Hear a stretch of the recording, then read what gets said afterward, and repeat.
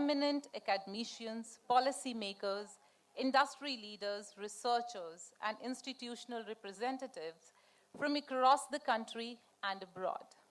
Your presence here today reflects a shared commitment to strengthening India's higher education ecosystem and advancing the vision of Bharat as a global knowledge leader, the Vishwa Guru. The Confederation of Indian Private Universities is a nationally significant body that brings together leading private universities across India on a common platform. The Federation plays a pivotal role in shaping academic discourse, strengthening policy dialogue, fostering collaboration, and promoting quality, innovation, and global competitiveness in higher education. Through initiatives such as this summit, CIPU continues to make meaningful contributions to India's journey towards becoming a knowledge-driven and research-intensive nation. The Bharat Higher Education Summit has emerged as an influential forum for reflection, dialogue, and strategic thinking on the future of Indian higher education. Building on the success and impact of its inaugural edition, the second edition of the summit takes this dialogue forward with renewed focus and greater urgency. The theme for this year, Building Research-Driven Universities, is both timely and transformational. At a moment when India is reimagining its higher education ecosystem under the vision of the NEP 2020, this summit seeks to examine how universities can evolve into centers of cutting-edge research, innovation, interdisciplinary collaboration, and, most importantly, societal impact. As we gather today here to deliberate on the future of higher education and the role of the universities as engines of research, innovation, and national progress, it is only fitting that we begin by acknowledging the leaders and visionaries whose presence lends this summit its purpose as well as significance. At this moment, I take great pleasure in extending a warm and respectful welcome to our esteemed dignitaries. Dr. Anil Sahasrabuddhe sir, Chairman NAC and Chairman MBA. Let's have a round of applause for sir, please. Dr. G.S. Chauhan, Joint Secretary, University Grants Commission, New Delhi. We welcome you, sir. Professor Dr. Suresh Garimala, President, University of Arizona, USA. Dr. V.N. Rajasekaran Pillai, former Chairman, UGC, and Advisor and Professor of Eminence, Geo Institute, Mumbai. Dr. Vibha Dhawan, Director General, the Energy and Resources Institute, New Delhi. Professor Dr. Sanjay Kaushik, Honorable Vice Chancellor, Gurugram University. Professor Dr. Gopal Pathak, Honorable President, CIPU and Director General, S. Birla University, Ranchi. Dr. G.K. Shirade, Honorary Vice President, CIPU, and Honorable Vice Chancellor, Sri Balaji University, Pune. Professor Dr. Hemant Verma, Honorable Vice Chancellor, SGT University, Gurugram. These are the luminaries whose guidance and leadership continue to inspire the higher education community. We also extend a heartfelt welcome to all distinguished guests, delegates, panelists, faculty members, scholars, and participants seated off the dais here. Your active engagement and insights are integral to the success of this summit and to the meaningful conversations that will unfold throughout the day today.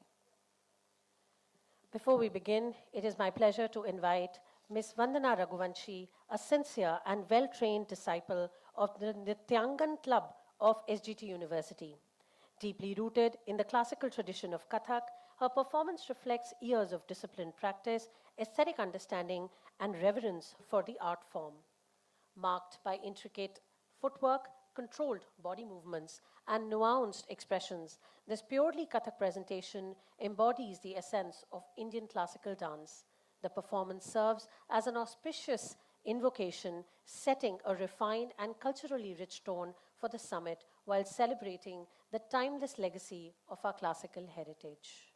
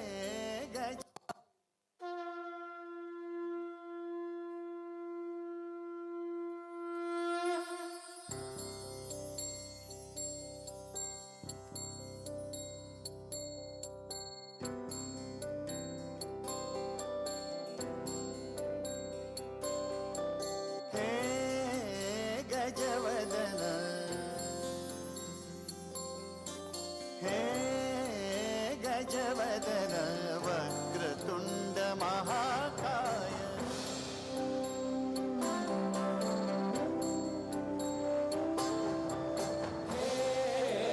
गजवदन वक्रतुण्ड महाकाय गजवदन वक्रतुण्ड महाकाय दशावतारी आम्ही धरितो तुमचेच पाय दशावतारी आम्ही धरितो तुमचेच पाय हे गजवदन वक्रतुण्ड महाकाय गजवदन वक्रतुण्ड महाकाय गजवदन वक्रतुण्ड महाकाय वक्रतुण्ड महाकाय वक्रतुण्ड महाकाय सकर्ता दुःखहर्ता माता विघ्नाची दुर्वी पूर्वी प्रेम कृपा जयाची सर्वांगी सुंदर सिंदुराची कंठी जळते माळ मुक्ता फळाची जय देव जय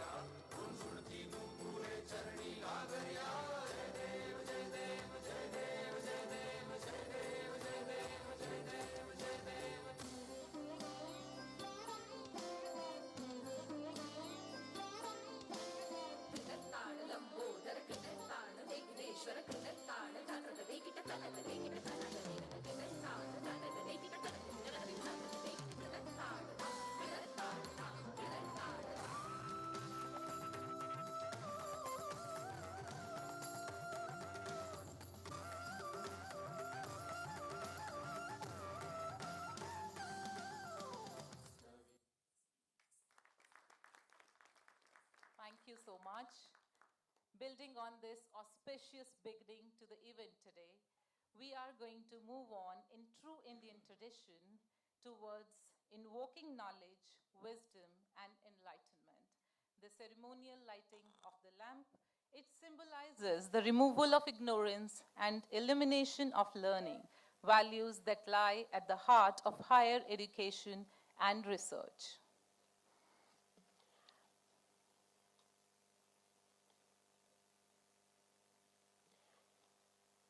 May we now request our honorable dignitaries to kindly proceed for the lighting of the ceremonial lamp.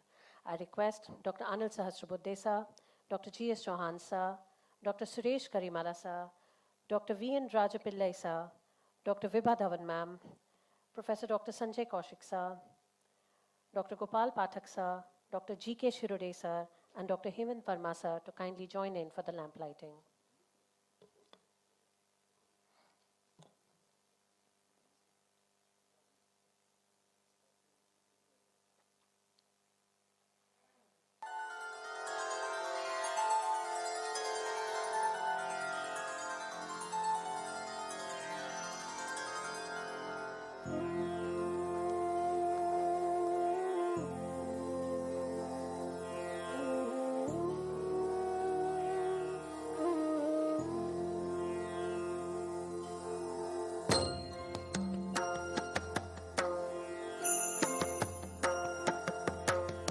Saraswati महाभद्रा Mahamaya वरप्रदा श्रीप्रदा पद्मनिलया Padmakshi पद्मवक्त्रका शिवानुजा पुस्तकभृत् ज्ञानमुद्रा रमापरा Kamrupa Mahavidya Thank you. महापातकनाशिनी I request the dignitaries to kindly take their seat on the dais.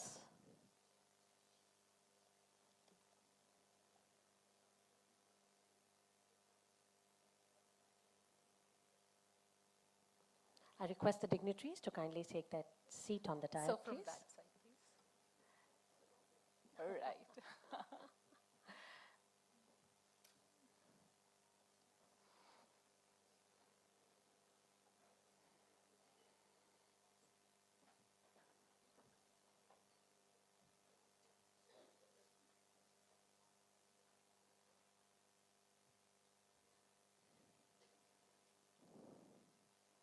Thank you, everyone. Kindly be seated. Let's have a round of applause for our dignitaries, please. Higher education today is being shaped by institutions that are willing to evolve, collaborate, and invest in research with purpose. Hosting this summit is Shri Guru Gobind Singh Tricentenary University, Gurugram, an institution that has steadily built an ecosystem where teaching, research, and real-world impact, they move together. SGT University is a multidisciplinary institution with 19 plus faculties and 200 plus academic programs, supported by its own teaching hospitals, ensuring strong integration of learning with professional practice. Research, innovation, and entrepreneurship are central to the university's culture. Initiatives such as the National Reference Simulation Center and the Atal Community Innovation Center, supported by Niti Aayog, have strengthened simulation-based learning and enabled 100+ startups in collaboration with leading innovation partners. In recognition of its academic quality and institutional systems, SGT University was accredited with an A+ grade by NAC in 2023. Since then, the university has continued to strengthen its international footprint, research ecosystem, governance structures, and student-centric practices closely align with the National Education Policy 2020 and emerging environmental, social, and governance frameworks. It is within this research-driven and inclusive academic ecosystem that SGT is proudly hosting the second Bharat Higher Education Summit 2025. We are honored today to have with us Professor Dr. Hemant Verma, the Honorable Vice Chancellor of Shri Guru Gobind Singh Tricentenary University, Gurugram. With over 27 years of distinguished experience in higher education, Professor Verma brings a rare blend of academic insight, policy leadership, and governance expertise. He has served the Higher Education Department of the Government of Haryana for over 16 years, where he played a pivotal role in shaping academic policies, implementing institutional reforms, and developing faculty-centric initiatives across the state.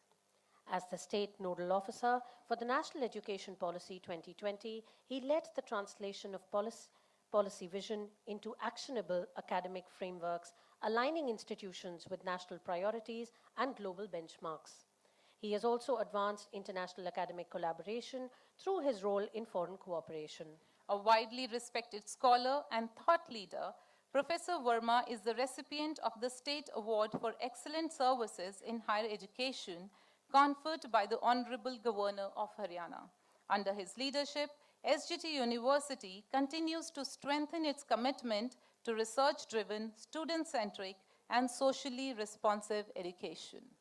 May we now invite Professor Dr. Hemant Verma, Honorable Vice Chancellor, to deliver the welcome address.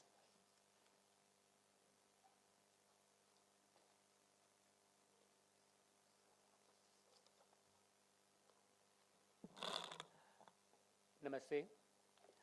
Good morning, everyone. Respected Professor Anil Sahasrabudhe-ji,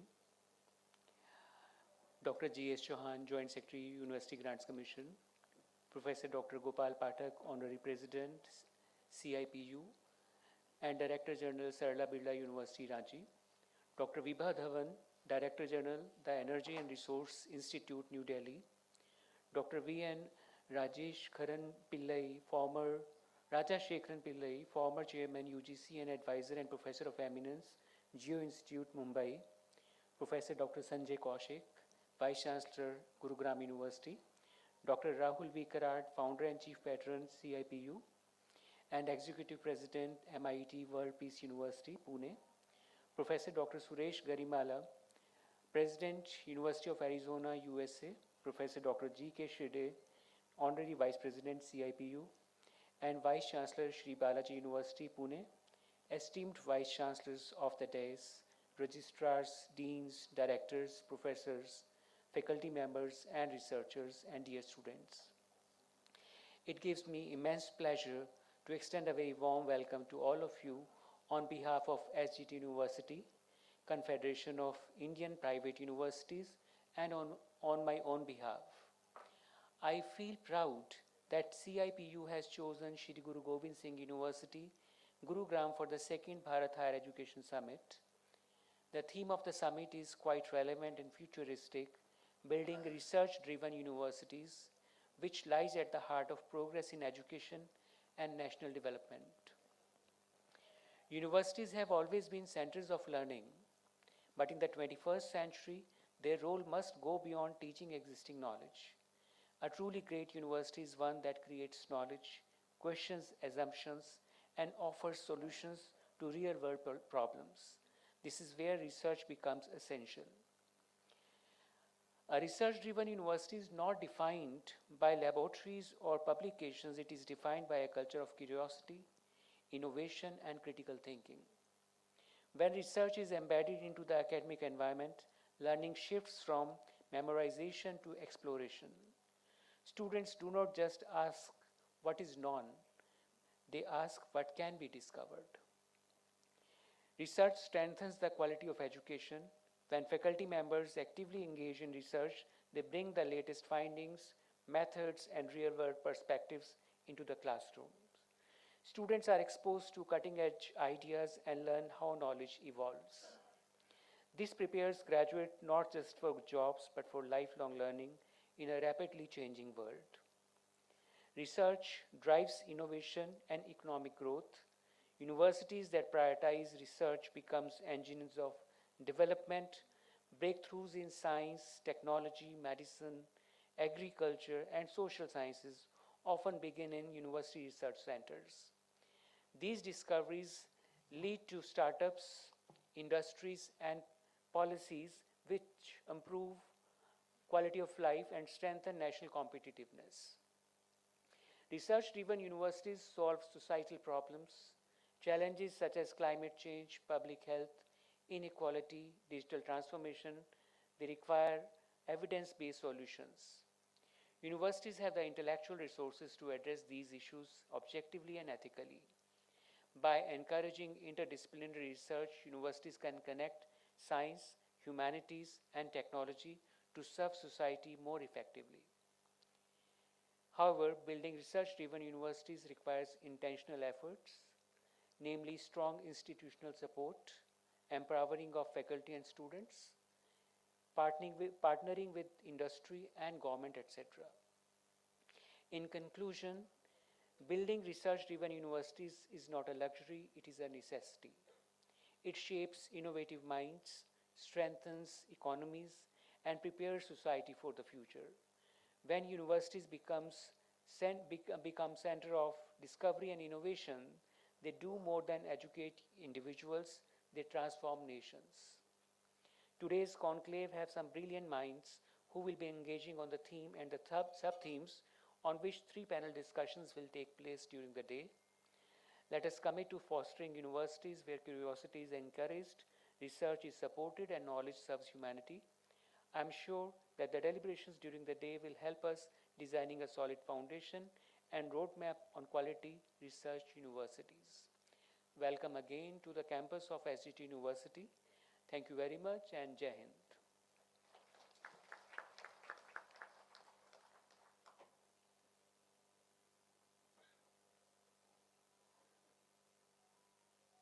Thank you so much, sir, for the welcome address. You were right when you said that building a culture of curiosity, innovation, and critical thinking, they are the cornerstones of any academic institution of excellence.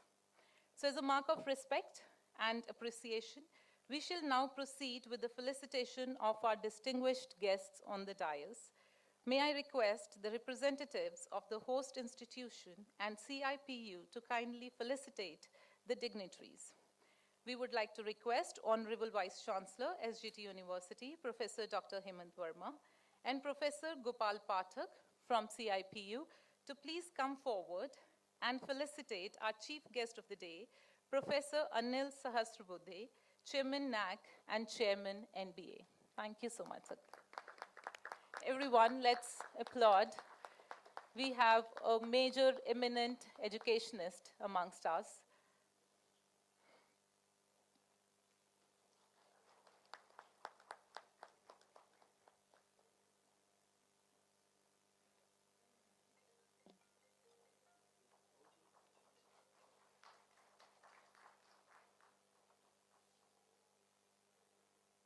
Thank you so much, sir. Thank you. May I now request Dr. G.S. Chauhan, Joint Secretary, University Grants Commission, New Delhi, to please come forward. Sir, please be here to felicitate our further guests. Sir. Pathak, sir, and Hemant, sir.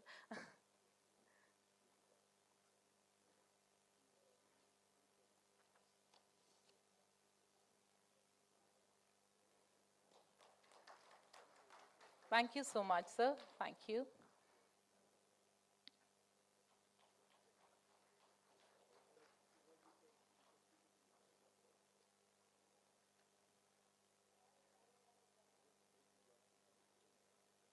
Thank you so much, sir. I request Chancellor sir, Vice Chancellor sir, and Pathak sir to stay here with us. And I would request you to felicitate Professor Dr. Suresh Garimala, President, University of Arizona, USA.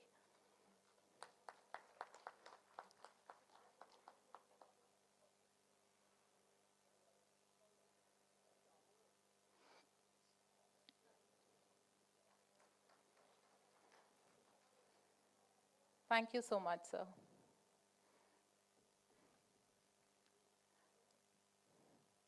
Pathak sir, we are going to request you to be here on the dais for the rest of the felicitation as well. Thank you so much, Hemant sir. Thank you. Now, may I request our Provost, Dr. Madan Mohan Chaturvedi sir, to please join in and felicitate Dr. V.N. Rajashekharan Pillai, former Chairman, UGC, and Advisor and Professor of Eminence, Geo Institute, Mumbai. Let's welcome sir. Everyone, please join us in welcoming sir. Thank you so much for taking your time out and joining us here today, sir.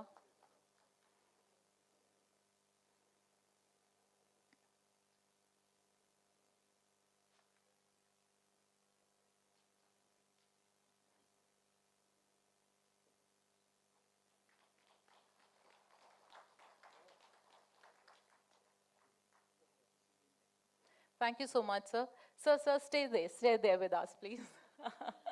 I'm going to request you both to felicitate.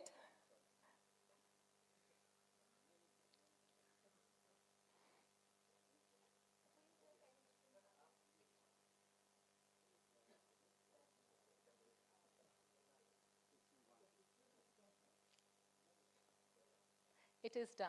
I think you can collect it on behalf of it, sir, and we can always hand it over back to sir later. Thank you so much. Now I request, sir, to felicitate Dr. Vibha Dhawan, Director General, the Energy and Resources Institute, New Delhi.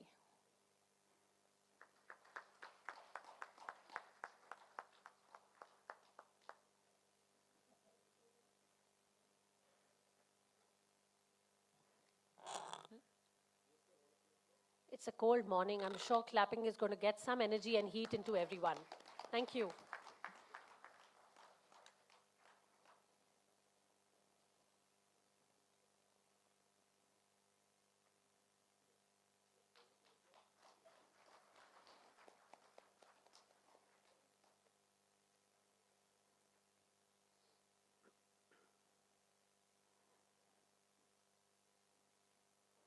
Thank you, Provost, sir. Thank you for joining in for the felicitation here.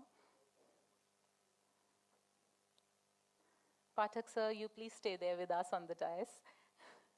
I'm going to request Pro Vice Chancellor, Dr. Atul Nasa, sir, to join in for the felicitation of Professor Dr. Sanjay Kaushik, Vice Chancellor, Gurugram University. Sir, please.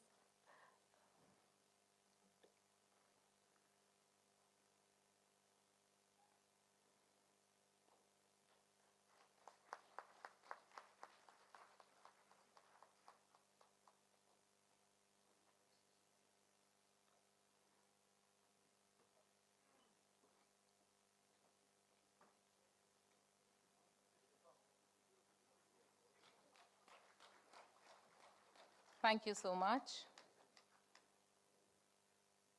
Thank you. Stay there, sir. Stay there with us. We would like to now, okay, thank you so much, sir. I just missed it. Thank you. So we are going to request our Pro Vice Chancellor, Dr. Abha Singh, to please join in for the felicitation of Professor Dr. G.K. Shirade, Honorable Vice President, CIPU and Vice Chancellor, Shri Balaji University, Pune.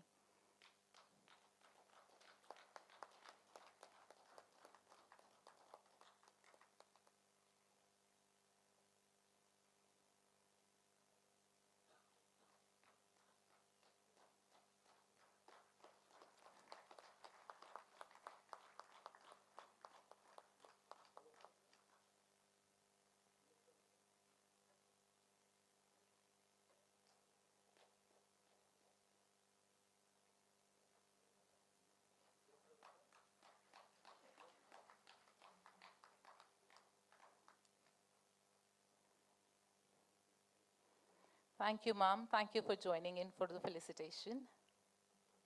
Now, may I request Pathak sir to felicitate Professor Dr. Hemant Verma, Vice Chancellor, SGT University. We got a request from CIPU, sir.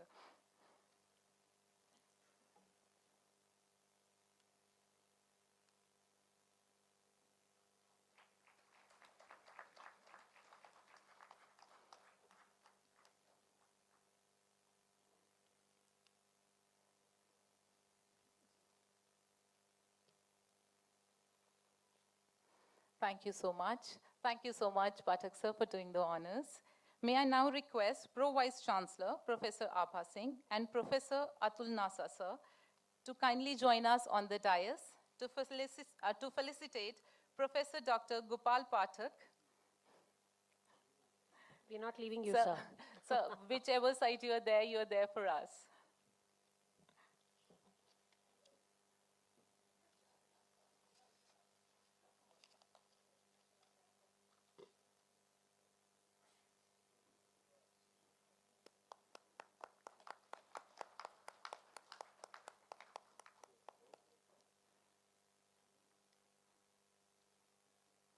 Thank you so much, sir. Thank you. It's an honor to have you amongst us.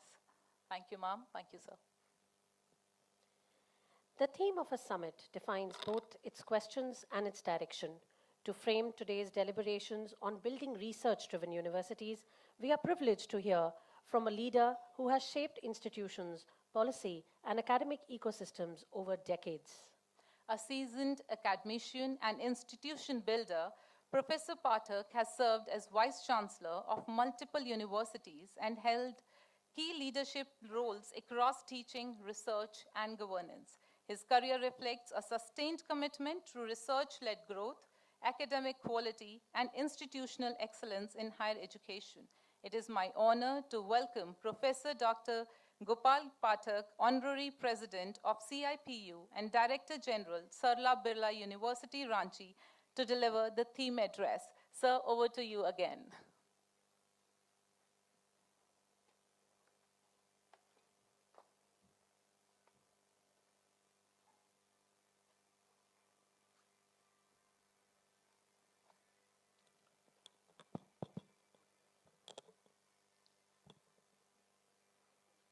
Very good morning, one and all. Our esteemed members on the dais, Professor Anil Sahasrabudhe, Professor Suresh Garimalaji, Professor V.N. Rajshikran Pillai-ji, Professor Hemant Verma-ji, Dr. Vibha Dhawan-ji, Dr. Gambhir Singh Chauhan-ji, Professor Sanjeev Kaushik-ji,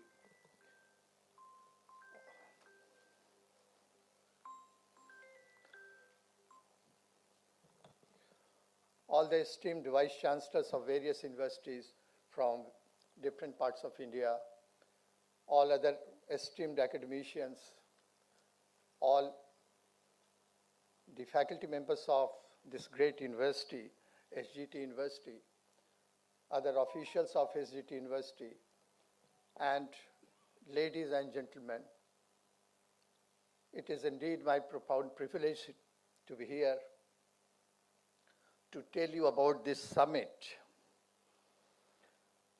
This is the second summit where we are talking about the research-driven universities. We have seen, the country has seen the first education policy when in 1968 it was launched. Somehow there were some deficiencies also, and we could not achieve the target. Further, we proceeded, and in 1986 we had the second draft, and there also I think we could not achieve what we wanted to achieve.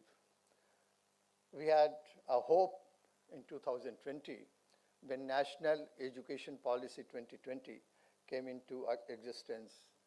And I remember Dr. Kasturi Rangan, who was the chairperson of that committee, and very meticulously things have been designed. India, from the beginning, had been on the top as far as the education is concerned. We cannot forget our old university, great universities, Nalanda University or Vikramshila University or Takshila University, who had contributed a lot for the society and the quality of education, what they had given to, not only to India, to the entire world. What used to be their strength? If you analyze, the first thing, what I feel, my perception, the integrity and honesty of the professors of Nalanda University and other universities, which I mentioned like Takshila, it was on the top. They had commitment, they had dedication. There was no manipulation or any other kind of thing. Students, they also learned everything that way. And India became the superpower in the area of education. Students from China, Japan, and other countries, they used to visit our countries to have knowledge. But in between, many things happened in the history and things got changed. But now, at present, what we are talking about, the thematic of this summit, why we have assembled over here. So if you see, the India higher education system stands at a pivotal juncture, undergoing comprehensive transformation through bold policy initiatives designed to position the nation as a global knowledge powerhouse. I feel the strength could be restored while addressing persistent inequalities and quality concern. We have seen in last few decades the research, somehow many publications we found from various universities of India, but somehow we all have to think, are we really maintaining the quality? Exceptions could be there. Many universities, they are doing good things, but we have to think. I think this is the time we have to think the quality of research. Yesterday, I was talking with Professor Garimella and other dignitaries. Very sorry to say, in spite of many good institutions in India, including IIT, NIT, and many top private universities, how many Nobel laureates we could produce? This we have to think. So university, all the universities I'm telling you, they have to give focus on research. And without research, any university cannot be complete. We don't have the role to play like only teaching to the undergrad students and postgraduate students and making sub-publications. The research which really helps the society. So all the universities will have to do hard work in this area. No doubt this NEP 2020, with the introduction of this NEP 2020, we have a hope, and we think if we move in that line, implementation of NEP 2020 is the first thing. Many universities, they have implemented completely, many partly, and many private universities particularly, or even government universities, they will have to go a long way. But it should be implemented very, very seriously. The kind of suggestions that have been made in NEP 2020, that is a perfect guideline for all of us to move in right direction. And there also the focus on research, it has been given. Research, if you see the grant and all, for private university particularly is a big challenge, how much money we are devoting for all these things. Government, IITs and all, they get good grant, but private universities, CIPU, being the honorary president of CIPU, I always think about that, and many private universities, vice chancellor, they had approached me, particularly in Jharkhand and Bihar. I have come from that part of India. Hardly they have grant in the area of research. And without grant, nothing could be done. Government grant, every institution cannot avail easily. I hope you all, the vice chancellor, the leaders, academic leaders, they must be facing this kind of problem. You may be having the ideas, but for which challenges they are there. No doubt with the NEP 2020, the skill development, the entrepreneurship and all, they are must, and we are working in that line, but still a long way to go. So this summit will help us. We are going to share the ideas and the knowledge of various experts. Those who will be delivering their talk during this summit can guide us in this regard. And that is why for the second summit, the research-driven universities, that is the theme of this meeting. So particularly focus on research. So, but still I am very, very hopeful the country, the way it is going on in all the areas, and with the leadership of Honorable Prime Minister, the things are moving in the right direction, and we hope research will be given prime importance in all the universities. With these words, once again, I welcome you all and thanking you all on behalf of Confederation of Indian Private Universities. Thank you.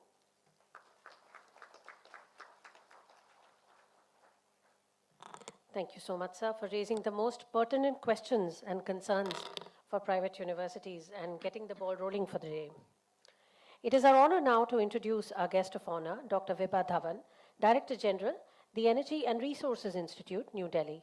A distinguished scientist and policy leader, Dr. Dhawan brings over 3 decades of experience in research, innovation, and sustainability policy.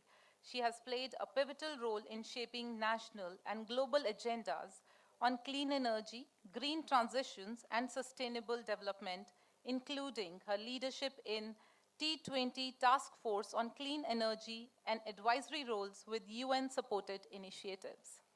Under her leadership, the Energy and Resources Institute has launched several landmark centers of excellence, strengthening the interface between science, policy, and societal impact. We now invite Dr. Vibha Dhawan to kindly deliver her guest of honor address. Over to you, ma'am.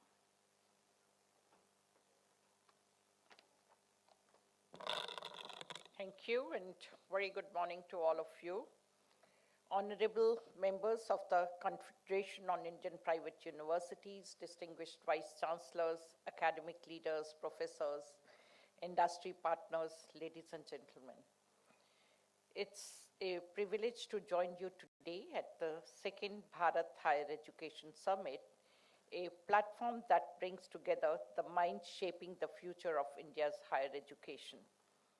I congratulate CIPU for creating this space for dialogue on the issue that is central to India's aspiration, building research-driven universities that fuel national growth and empower our youth to become self-reliant and self-motivated to become champions of change. Lots have been said about the importance of research. And I firmly believe, look at the world around us. Which are the countries which are doing well? Long back I read one book called Innovation Nations, and that is the time when US was doing pretty well, and that did spoke about what is going wrong in that country. And that was largely that they are doing research, but not that innovating as many other countries of the world are. While I won't, because I still feel US is leader in research, but then let's also look into and very rightly mention how many Nobel laureates have India produced. Many, I'll say there are many, but not by doing research in India. So what is wrong with us? And what is it we are even doing today? What is happening in universities? What is happening at the university level education, or I'll say education right from the school? And when I look at the curricula, starting from the school, and I feel even that needs a change, because what we are teaching them, the examination, the way we evaluate those students, it is more on how much can you mug, how much can you remember. Are you writing what is written in your textbook, or are you thinking beyond that? And somewhere we are killing the innovative way the students want to think. When they enter university, and I'll say right from the school, when you are in class 10, I suppose you are too young to decide what stream you would like to follow for your future. Because you'll either go to science, arts, commerce. And thereafter, it becomes very difficult for you to make the shift. And we don't realize that today science is interdisciplinary. Whatever you want to do, you really need knowledge of everything. You need to understand, even you are a great scientist, you make a discovery, it's good, very good, we need basic science as well, but can that be implemented? Is it affordable? So what is it? You need to know policies, you need to know how policies are formed, the economic side of it. But then when you are in class 10, you have already left that stream. You talk of basic sciences. Now science, if you are a biotechnologist, you have studied biology, don't you need computer sciences? You need artificial intelligence. But then again, you stopped it very early. And again, in college, you again decide, are you going to go in pure sciences, botany honors, zoology honors, physics honors? And again, that decide, or it's so you develop blinkers that you start thinking only on what can be done there. Now, the basic science research, according to me, is quite expensive, and India is not investing that much of resources in doing basic science. It goes without saying it's also very important. But we also have to change with the changing time, and for that, I'll also like to congratulate University Grants Commission and HRD Ministry. The new education policy does talk about some of those issues. You are talking of 4 years of undergrad, and therefore in undergrad itself, it is possible that apart from the subject, you also learn few other disciplines. I personally feel that needs to be strengthened further, because there should be some core training in every course. I feel the basic knowledge about basic sciences, law, policy making is something every student should be empowered with. Now, let me now come to the evaluation system itself. And continuous evaluation, we are moving towards it, but I think there should be more mentor and buddy programs. And if we look at foreign universities, in many of those universities, and in a way, let me ask, why do we send our children overseas for studies? Is there something wrong with the faculty over there? Is there something wrong with the courses we teach? There is something, because let us look at anyone who can afford, perhaps they send their children overseas. And just look at those universities as well, the way they teach. They let the best out of student come out, and they nurture that. While over here we have a fixed system of evaluation, and therefore we kill their innovative mind. Let's look into, and over there I'll say, let's not look at that it's government's responsibility alone. It is something over and above that. Because private universities, and I'm very glad, like including this university, there are a number of private universities which are doing extremely well. We also, Terry, some of you might be knowing, we also have set up Terry School of Advanced Studies, which is a deemed university. And it's a niche area university that is working on sustainable development. Now, the way I'll also share with my own journey or Terry's journey in this particular subject, why we started with the university. We have a research institute. We are doing pretty well in terms of research, getting projects, showing impact of our research both at national and international level. But then at one stage, and it was in 1990s, that we started discussing about what will be the future of Terry's research or the way we are doing research at that time.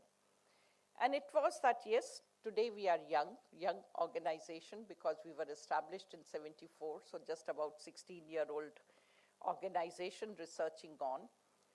But then it is anyone who joins you, more or less, they will be with you for next 30 to 40 years.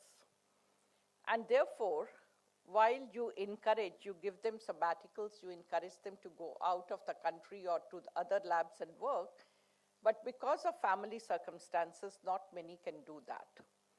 And therefore, your research, your ideas, they start getting stale.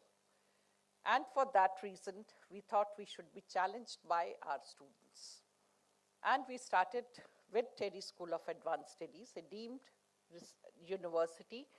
We started with postgraduate and PhD program only. Of course, with the new education policy, now we also have to go to undergrad teaching, but that was the whole objective, that let's have PhD students, let them work on real life problem, the way the projects or the otherwise the research for which we really want things to happen, or long-term research, long-term research problems which requires lots of PhDs to work in that area. And most of us in Terry, we became adjunct faculty for Terry School of Advanced Studies. So they had the advantage that apart from their own faculty, they had 300 of us taking some class or the other on the subject in which we had expertise. And we also had great, I should say, because those students will ask us questions which were very important. Again, like when we were teaching environmental studies, the MSc in environmental studies, the first year was everything in environment, and second year they specialized whether they want to do in water or they want to do in air, whichever subject, so therefore that gave them the basic knowledge about environment as a whole. At PhD level, the basic skills, so the coursework also ensured that they go for basic skills in terms of statistical tools, now artificial intelligence, even presentation skills, how to write your research papers, how to cite citations and so on. So everything was taught to the students, and I thought that was a good experiment. Now coming back to, because I do feel that today we are at a time where there are two things which are constrained. We are living in a world apart from many other things. While we talk of India is a young country, and that also puts a lot of challenge and responsibility, because these youth, they require, or we need, our responsibility is to give them dignified life. It's our responsibility to give them the skill set that they will be able to contribute to the nation's development, because otherwise they will become burden on the society. And therefore, it's a challenging time. So education doesn't mean, and I'm sure all of you are facing that, and today someone was sharing with me that there were 160 posts of security guards, and more than 2-kilometer long queue was there, because that's what people want. Now, if you look at that problem, they are not that educated. Even if they are educated, do you think they are employable? And that employability, unfortunately, not many universities are able to give to the students. Thus, human resource or the skilled human resource even today is a constraint in our country. We need to create innovators. We need to give them basic education which starts from the civic sense, integrity, love for the country, all those things. They should feel proud of the country where they live, proud of their families. So that, unfortunately, is lacking, or it can be improved manifold. The second constraint, we all talk about that financial constraint is there.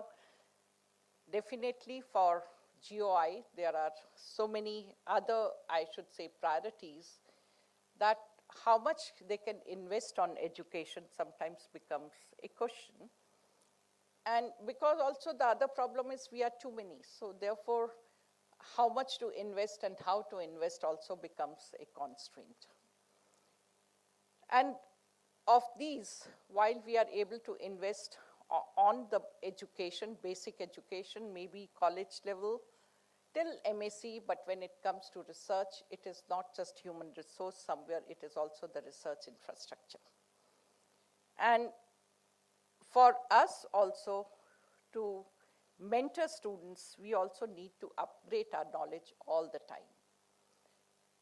As I said, it's not always possible for us to go and avail sabbatical, go overseas, learn new technologies, or within the country also work 14 to 16 hours a day. Sometimes it becomes difficult. But then let's take our students, because they are the one who can definitely teach us.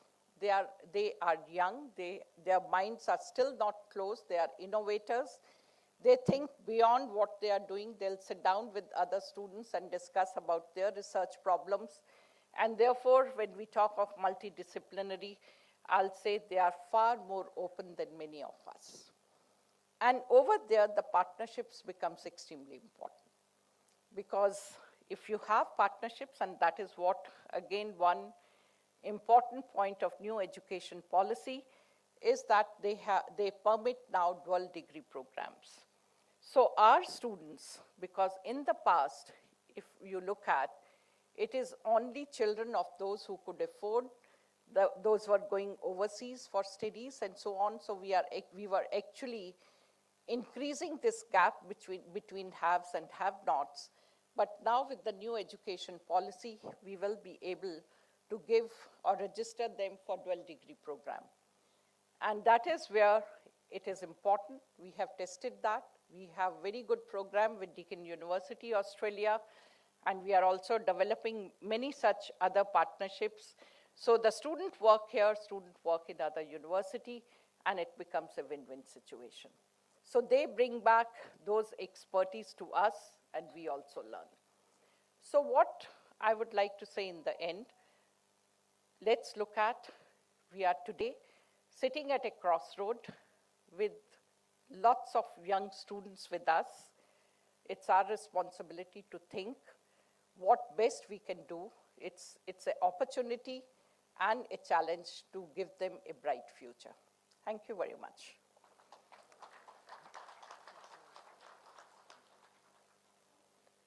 Thank you so much for your thought-provoking words, ma'am.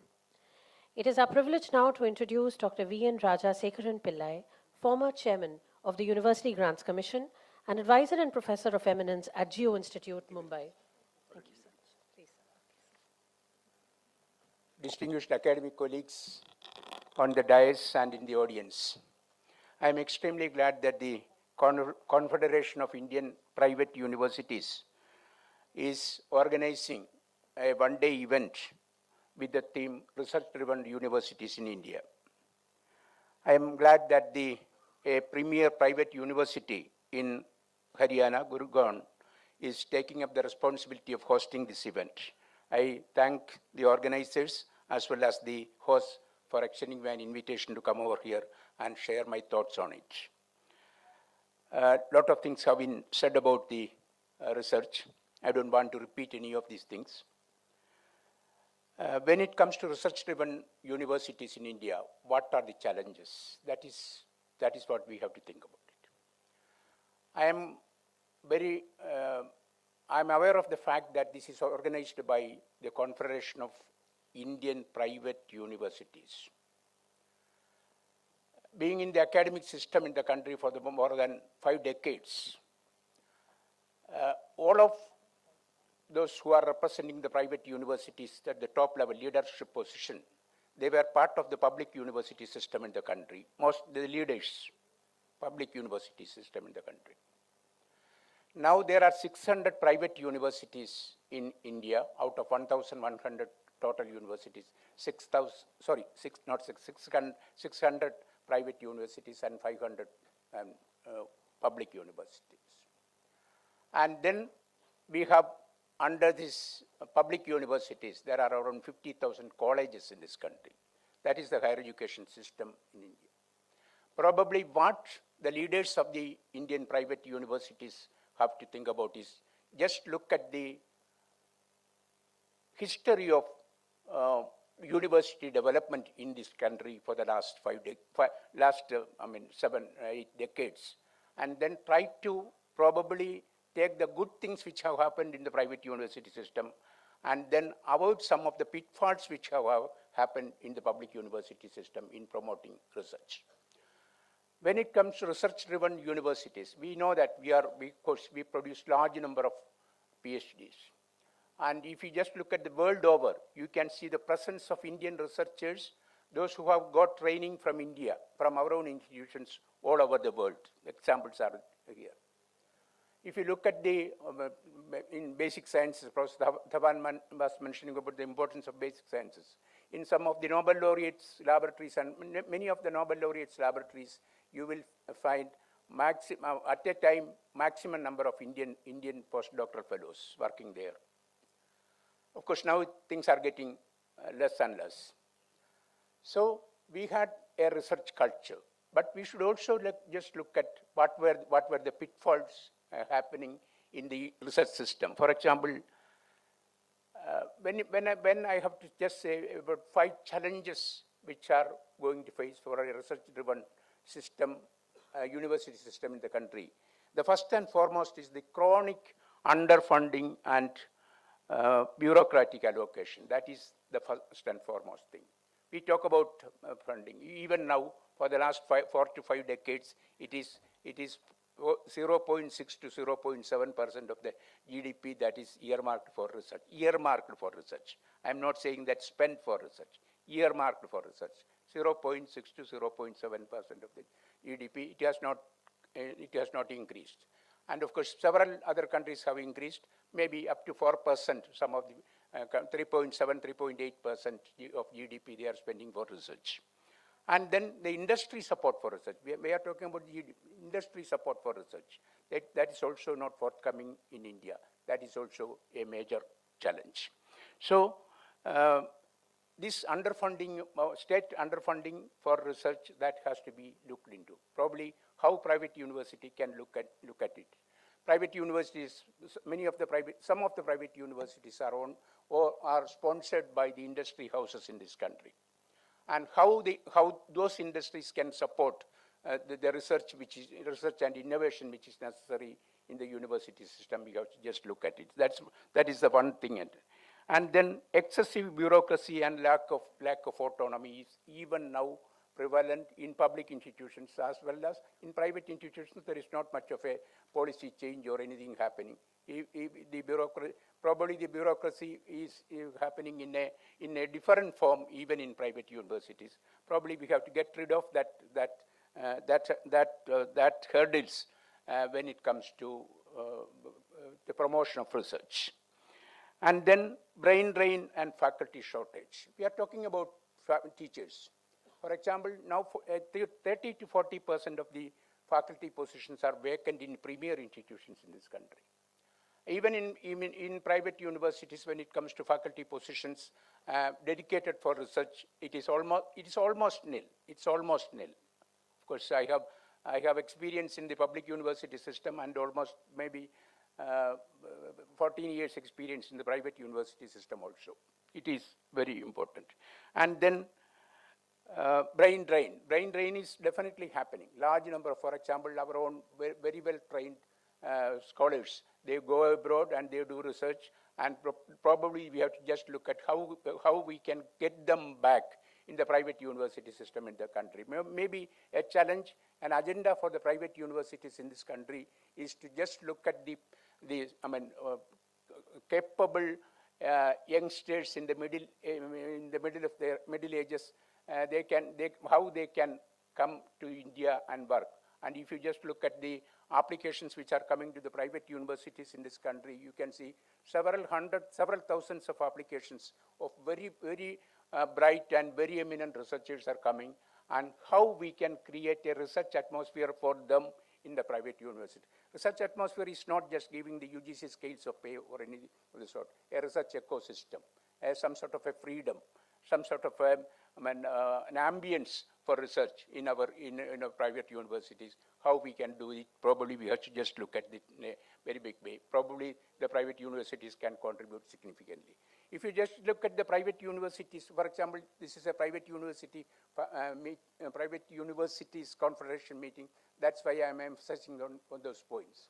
There is no difference between public university and private universities. For example, the premier universities in this country, the foremost research university in this country, Indian Institute of Science, it was a private initiative. If you just remember, it was a private initiative. It was Tata Institute.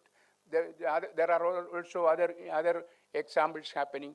Probably we have to just look at how they have cultivated that research ambience in those institutions, how our private university can just look at some sort of such emulable things in the private university system. We have to just look at it. And then 30% of the faculty shortage. And then when it comes to, even in private universities in the system or in the colleges, where is the time for research? Where is the time for research? Almost every teacher in the university who are appointed, maybe with research background, they have only time for form filling. They are doing form filling exercise. So almost all administrative duties they are doing.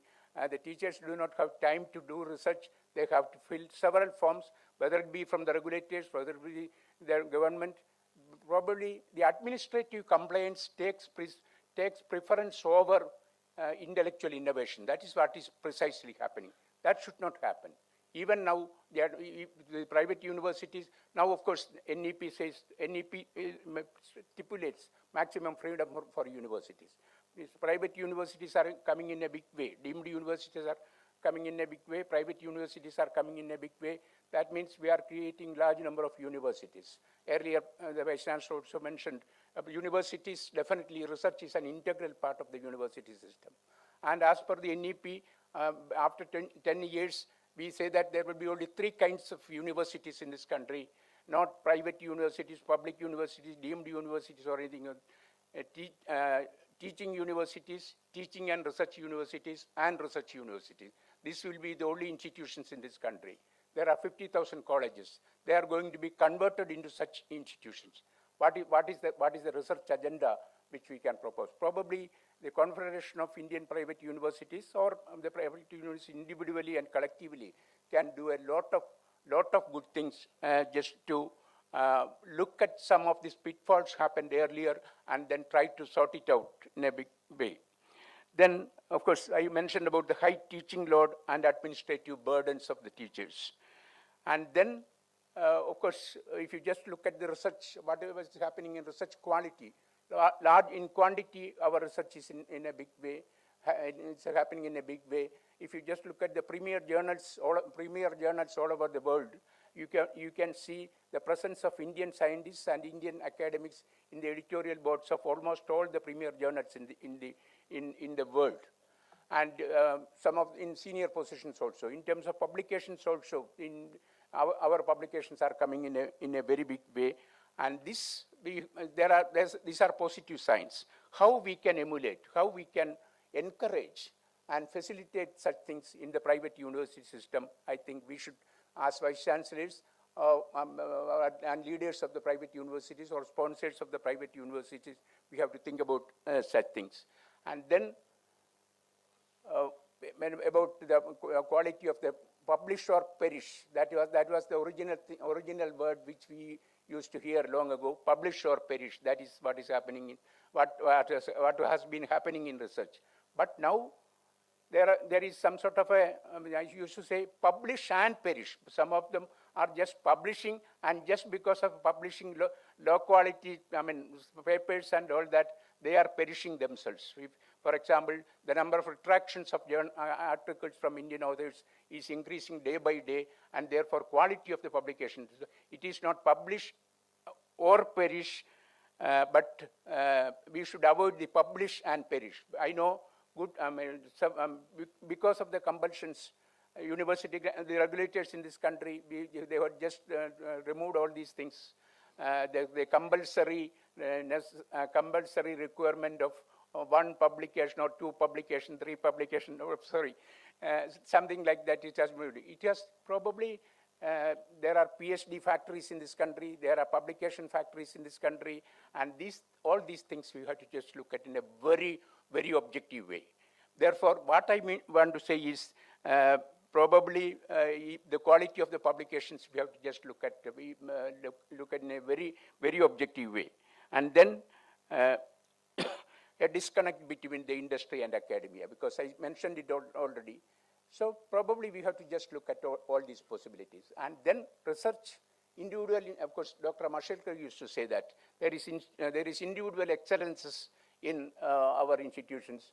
We have a lot of individual excellences across institutions, in our colleges, in our public universities, in our private universities, there are individual excellences. But when it comes to research, it has to be institutional excellence. Collaboration is a very important thing which is necessary for institutional excellence. And we have seen how collaboration helped during the COVID time, how collaboration helped. Even less endowed institutions, people who do not, youngsters whose name was not prominent in research and all that, they used to interact with even Nobel laureates in the world, and they try to collaborate. Probably we have seen the strength of collaboration during the COVID time. And that is, of course, our vaccine development, all these things are the results of collaboration. Probably, instead of looking, of course, individual excellence is very important, but along with individual excellence, collaboration with the institutions is very important. If you just look at the history of research in this country, all the premier researchers, all the researches were happening in the universities in this country, whether it be, for example, I am from the chemistry field. When it comes to the National Chemical Laboratory, Pune, this is the Pune University Chemistry. Even it is National Physical Laboratory, it was there. There was a university behind that. Now CSIR has been created, and then CSIR also could not make use of the university facilities, and then they created an academic institution of its own, Academy of Scientific and Innovative Research, ACSR. So again, taking research from the university to the CSIR institution. Similarly, all the funding, all the national research laboratories, their conglomeration, they started their own research and all that. That means they are going away from the university collaboration. And therefore, it is our responsibility. It is the university leaders' responsibility, university leaders' organizations like this responsibility to ensure that the universities should have the premier place. Dr. Thavan mentioned, earlier we had that preeminence of the universities. I think national education policy advocates for that independence and preeminence of the university to come back, and let the Confederation of Indian Private Universities work for that, coming back of the preeminence of the university system and the research system in the universities. Now, of course, earlier we used to have a large number of fellowships through governmental agencies and all that. Of course, now there are big fellowships are there, but in terms of numbers, in terms of people availing CSIR, UGC fellowships, DBT fellowships, numbers are dwindling down, and therefore it is very important to look at this thing. Of course, we talk about ICT, then artificial intelligence will take away the time, will take away all these universities' roles and teachers' roles and all that. But without supporting, without humanities, without social sciences, without basic sciences, artificial intelligence is only going to be an app only going to be an app for us, and therefore it's also very important when it comes to research to support the humanities, social sciences, languages, and also the basic sciences in the university system, particularly in research. Thank you very much. I am sure that the deliberations of this conference will lead us individually and collectively to do something to identify the pitfalls which are happening in the research promotion and research governance in this country, and then do not repeat those pitfalls in the new universities which are coming up. Thank you very much. I am very confident. I am an incorrigible optimist. I sincerely believe that the type of initiatives of this kind can contribute to quality enhancement. Thank you very much. Thank you so much, sir, for highlighting the concerns faced by private universities in terms of research ecosystem and how we can evolve our practices further. I believe everyone will take home, publish, or perish along with them, because that is imperative for us to continue as being academicians and as researchers. So bridging academic leadership with institutional transformation requires both depth of scholarship and clarity of vision.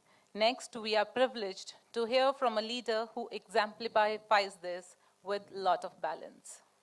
With over 35 years of experience in teaching, research, and academic governance, Professor Kaushik has held several key leadership roles at Punjab University, Chandigarh, including Dean and Chairperson. A respected scholar in strategic management, he has guided over 40 doctoral scholars, advised universities. We welcome you, sir. Please.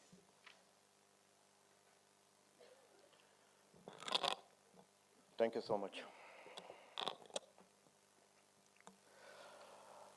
Now let me begin with congratulating Confederation of Indian Private Universities.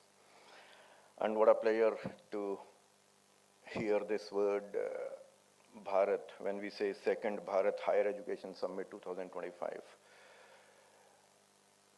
And on the dais, believe me, such a pleasure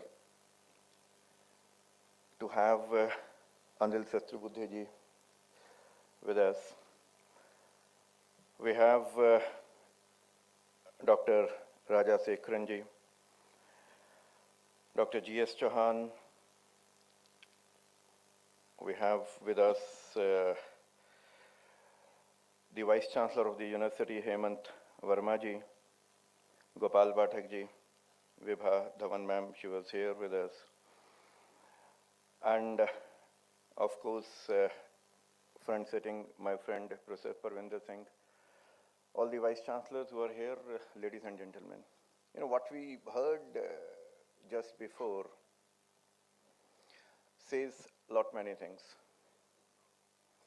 A few statistics probably would further strengthen what has been said.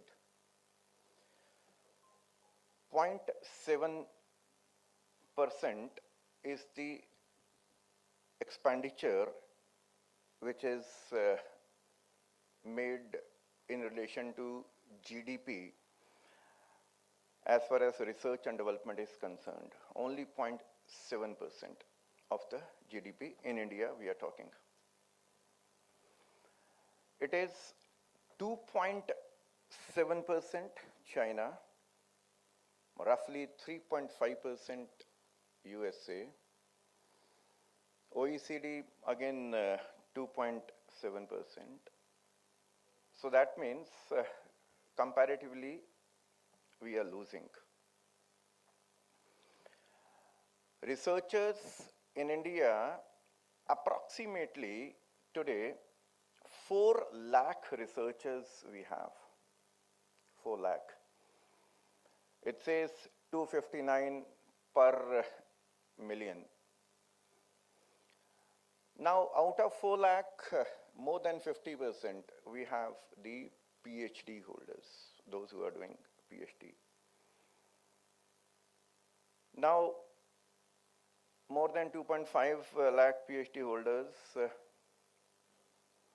and we know in all these streams, humanities, commerce, management, law, science, engineering, you talk. This big number in every university will talk the contribution as well.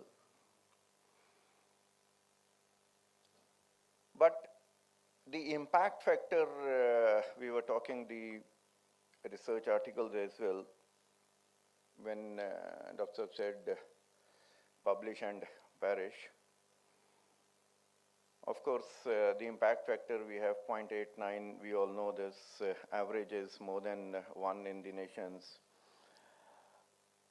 We have a big volume of publications. We know that 1 lakh patents filed last year, approximately. IP 6.9 lakh, roughly. But the question is, when so many researchers, so much of the money, when we do the PhDs and write the research articles, much of the time is spent, much of the money is spent. So many institutions in India, government and private, they fund the research.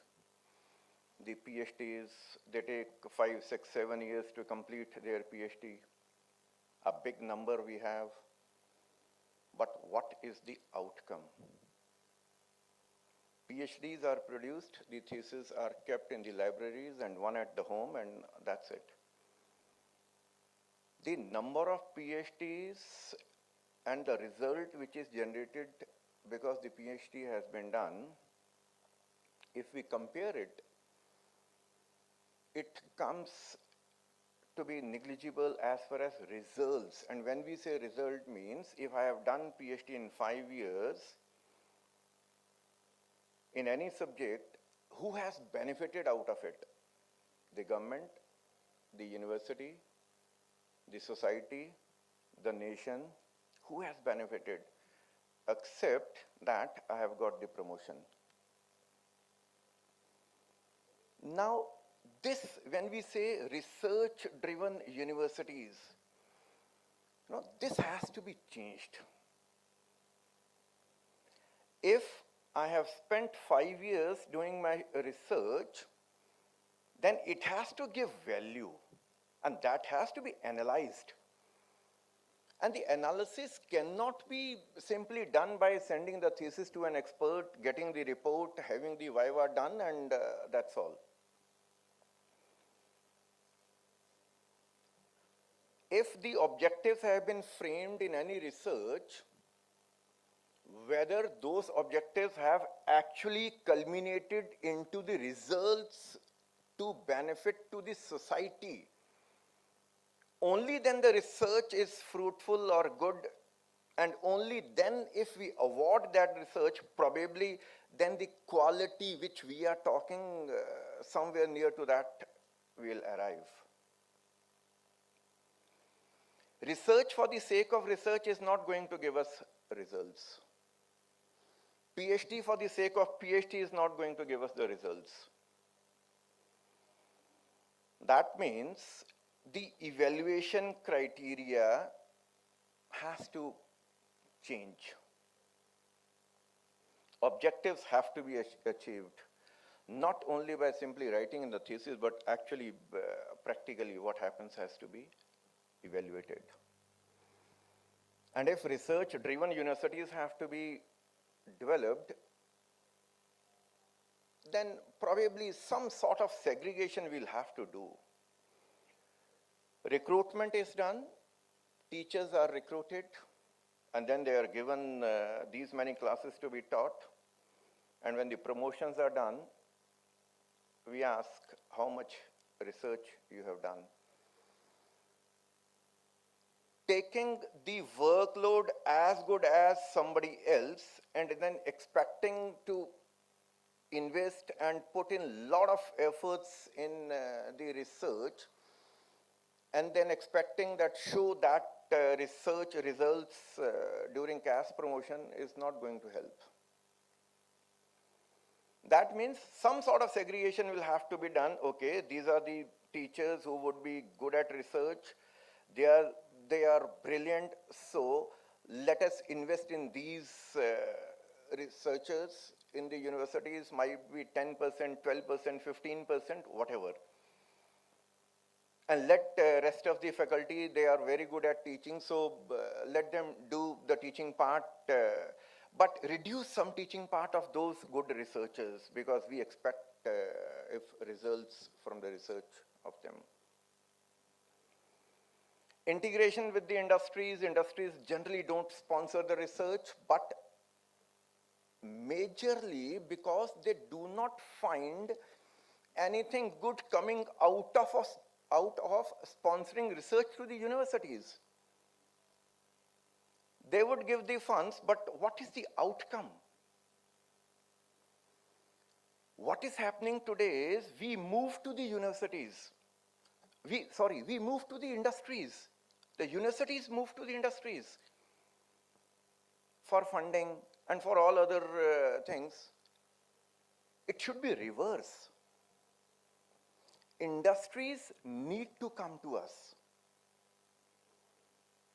But when would they say, 1100 universities just now has been told, and the number is increasing, now it is close to 1200, private and government both. Why should an industry come to my university for funding when it knows that in return they are not going to get the kind of returns in the competitive business world they need to have? That means quality is the key. Incubation centers we all have, and to some extent good things are coming out of it. But those incubation centers have to be centrally managed, where probably throughout the university, in every department, the students as well as the faculty, those who are good at research, they have to be pinpointed. They have to be designated people. Only then probably research would be fruitful. So I know the deliberations are going to happen, the panel discussions would be there, but my only submission is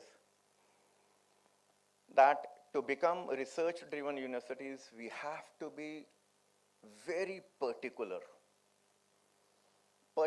in demarcating the things.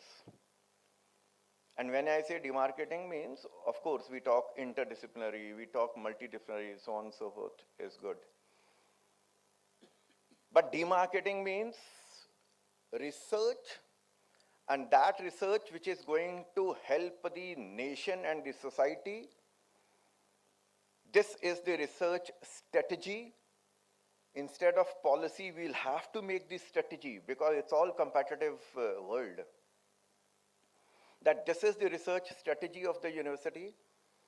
From 10 years from now or 20 years from now, this is where we want to reach, and this is how the number would be produced as far as research is concerned, and that would be a quality research.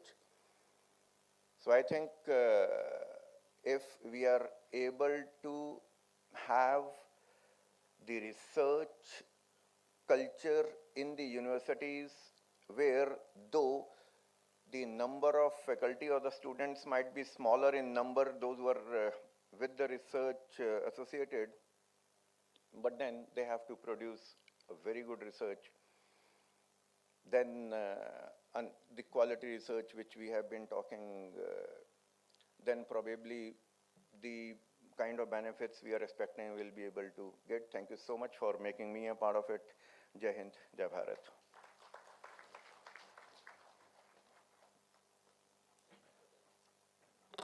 Thank you so much, sir. A lot of pertinent questions have been raised by sir when he says that the data is glaring and quality needs to be the driving force behind the research here.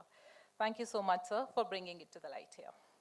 Next, it is our privilege to introduce Professor Dr. Suresh Garimilla, President of the University of Arizona, USA. Professor Garimilla is an internationally respected scholar and higher education leader known for advancing research excellence, innovation, and student success across major flagship universities in the United States.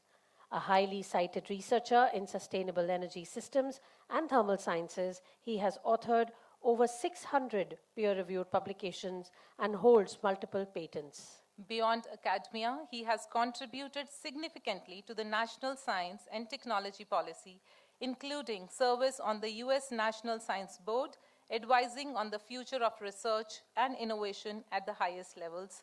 Over to you, sir. Welcome. Thank you all very much. Greetings and welcome.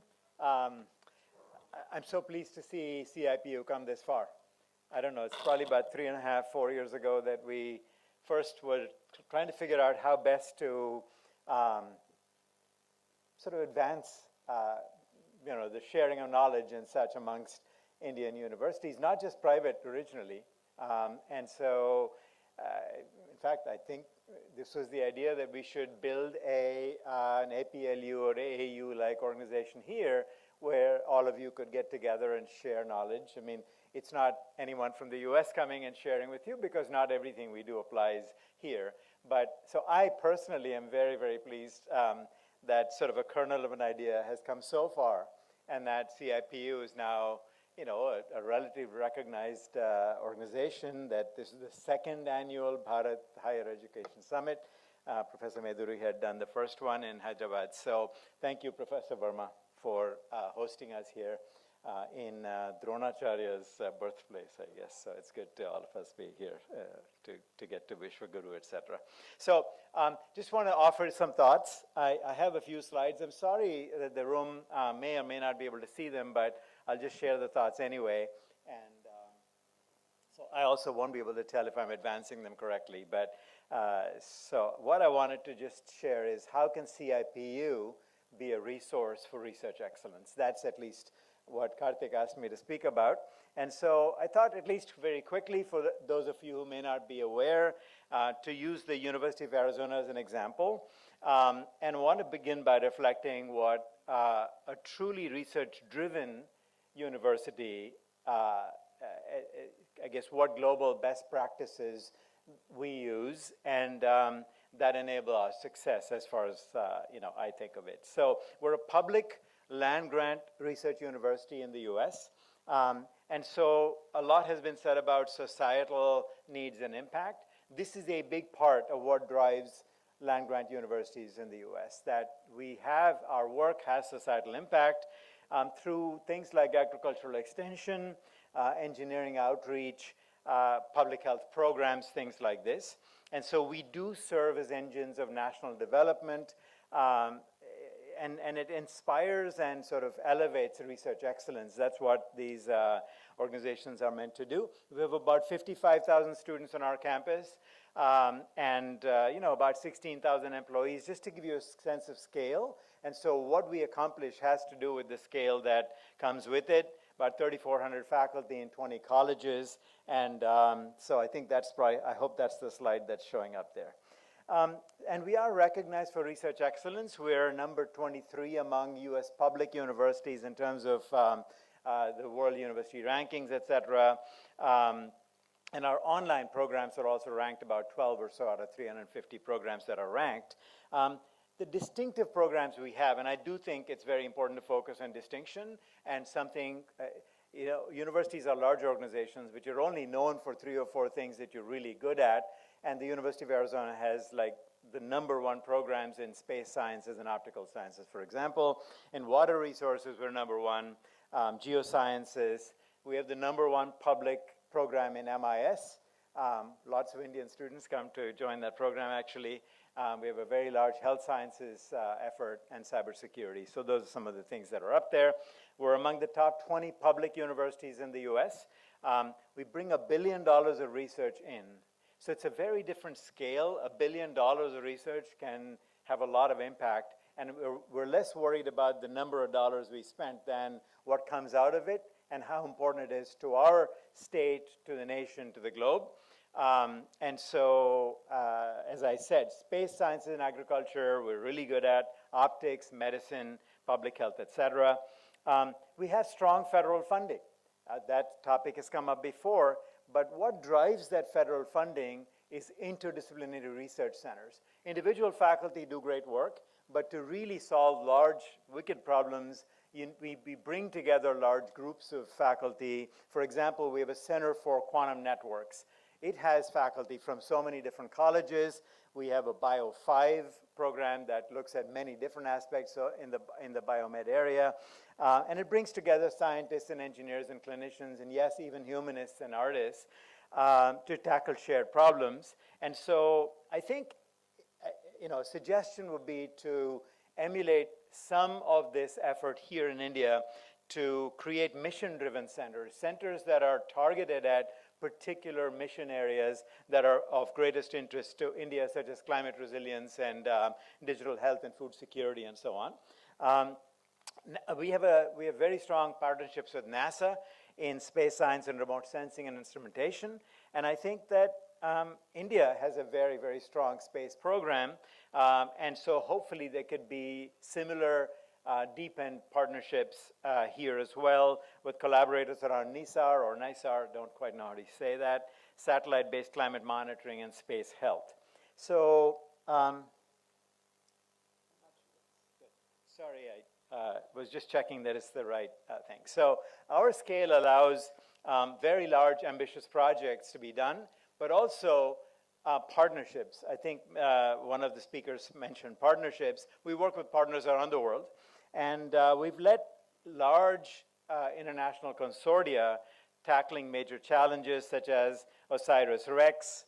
So OSIRIS-REx was a decade-long effort to go and land on an asteroid, asteroid Bennu, and collect a sample and bring it back, and now that sample is being analyzed around the world in laboratories. The giant Magellan telescope, which is the largest ground-based telescope in the world, we make the mirrors for it. We're the only place in the world that makes very large mirrors, 8.5-meter mirrors or so. The James Webb Telescope, the near-infrared and mid-infrared work there, the cameras are from the University of Arizona. And therefore, I actually think there's a lot of collaboration possibilities with CIPU here in terms of astronomical instrumentation, CubeSat, astronaut health and sanitation. These are important to you as well. We're helping IIT Kanpur, for example, in developing a space engineering curriculum. And so I think things like that. So the Tucson, where our university is located, is called Optics Valley because the work we do in optical sciences actually spawns a whole industrial ecosystem around it. And I think that's it's happened here too. Hyderabad, IIT Hyderabad has grown very nicely in that way, and others have as well. Sustainability, water, and agriculture is another strong pillar of ours. We partner with a region of Arizona called Yuma, which grows 90% of the nation's green vegetables in the winter. 90% of the vegetables come from a small part of a desert. And so it's because of our very great strengths in how to make a single drop of water go very far that we're able to do that and feed the nation. So it's really an amazing soil sciences, water resource management, and things like this. So it's because of that we've developed such great strengths in hydrology and added land agriculture. And so I think here again we have opportunities with CIPU in terms of the NISAR-based doctoral cluster, where we can do flood modeling, soil moisture, drought prediction, these kinds of things. Aging infrastructure and soil systems, right? There, I think there's a lot of interest in India, and we can work with you on that, on dam safety and bridge monitoring and stuff. And we've had some of these conversations with Indian partners, which is why I'm mentioning that. And also training for industry and government in terms of water safety, wastewater treatment, et cetera. In the health sciences, we have a very large effort. We have 2 different medical schools, pharmacy as well, nursing, public health, and such. And so we do precision diagnostics, personalized medicine, and so on. We have a comprehensive cancer care center, which again offers to CIPU universities opportunities in public health and microbial surveillance. India's household virome shows about 90% unknown viral signatures. And so I think there's a whole frontier of discovery there. And I understand SGT is big in health sciences. So we're also talking to people about live-in labs in about 150 villages. AI, data science, information science, this is obviously big Everybody talks about AI. Every poster I see outside is learn AI. Not sure everyone understands what that means, but so space sciences, health sciences, these kinds of things mean that we need to be really good at data management and analysis because you generate terabytes and terabytes of data. And so we've actually come up with this thing called Cyverse, like Cyberverse. It's a comprehensive cyber infrastructure designed for researchers that are tackling the challenges of large-scale scientific data sets. And I hope that, that there are good partnership opportunities there in complex disease research and in AI and technology upskilling at scale. We have about 2,000 Indian learners that have taken the University of Arizona online courses in AI and quantum training programs, and we're working with Karthik on making some of that available, also semiconductor packaging and things like this, making that available to CIPU affiliates. Of course, business, we have a very strong program led by Karthik Kannan, an Indian dean, and so we are looking at, with CIPU, of course, co-supervised joint PhDs with the Indian School of Business, for instance, entrepreneurship and innovation training, and also with space and AI and business all put together. There's some very nice overlaps there. So I just want to, we didn't talk a lot about this today, but I think it's important that we're doing this at a university. This is not a national lab. And so student success is a very important part of what we do. And our research is strengthened by our students, and our students strengthen our research. If we would just focus on research, we wouldn't be a university. And so student success is our North Star. And I hope that in all of the conversations about research-driven universities that undergraduate students, graduate students, postdocs are held at the center of all this because they're really the reason we are a university. And so I wanted to point that out. And we have a student success district that focuses on mental health, physical health, research internships, undergraduate industry partnerships, study abroad, et cetera, which, of course, that's not the topic of today's conversation. So do we have a strategy for research success? Yes, perfect. So how do we ensure that research is actually successful, right? So I just want to share a couple of strategies here.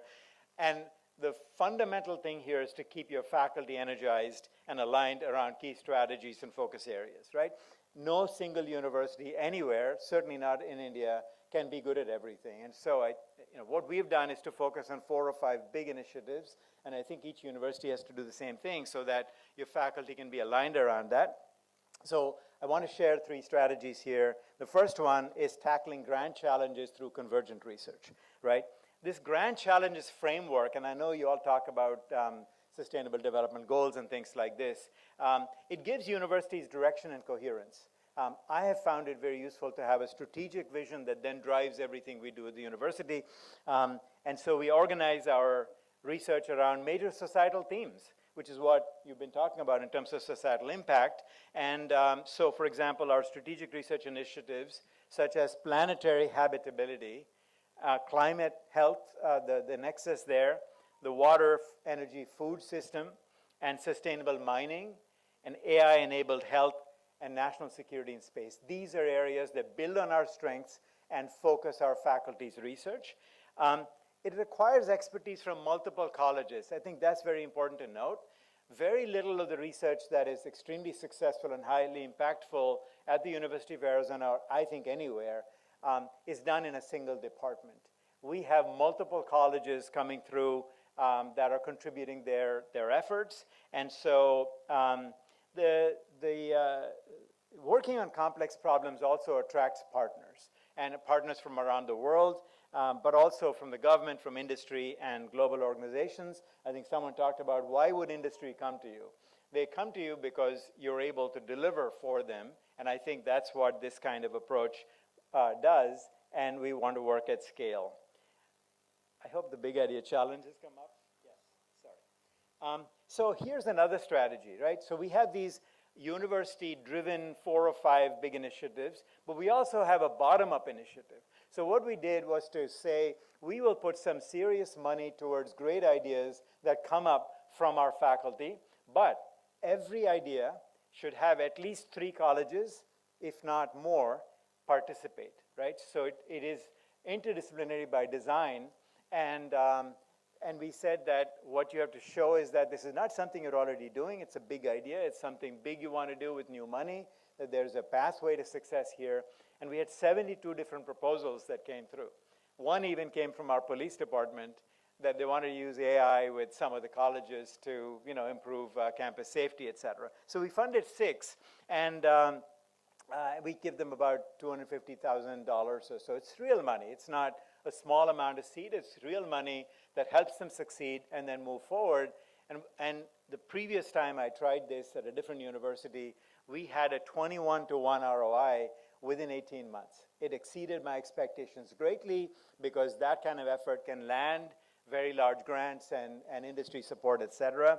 And so that was a very exciting thing. It also activates faculty and activates students. So we funded 6 projects in climate health modeling systems, off-Earth computing strategies. One group is building a data center in space, and regenerative ag solutions, et cetera. So this basically changes the culture on campus to team science, and that's what bringing all these folks together helps.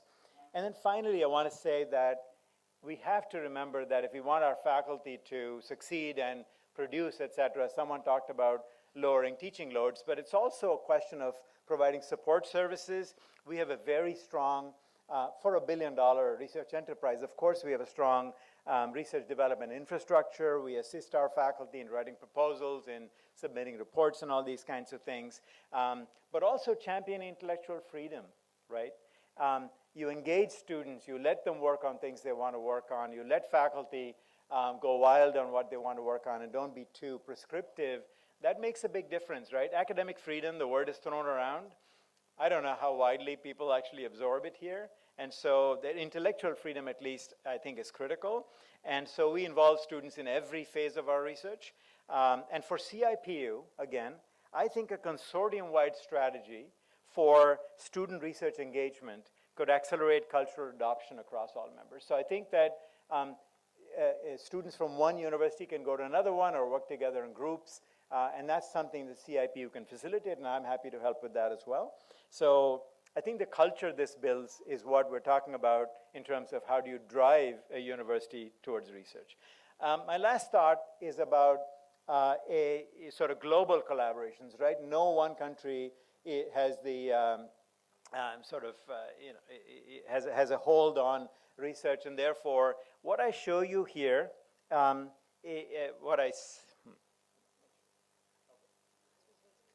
picture there was a little CIPU group, and I think Gopal Pathak and others are on there, so that's just that.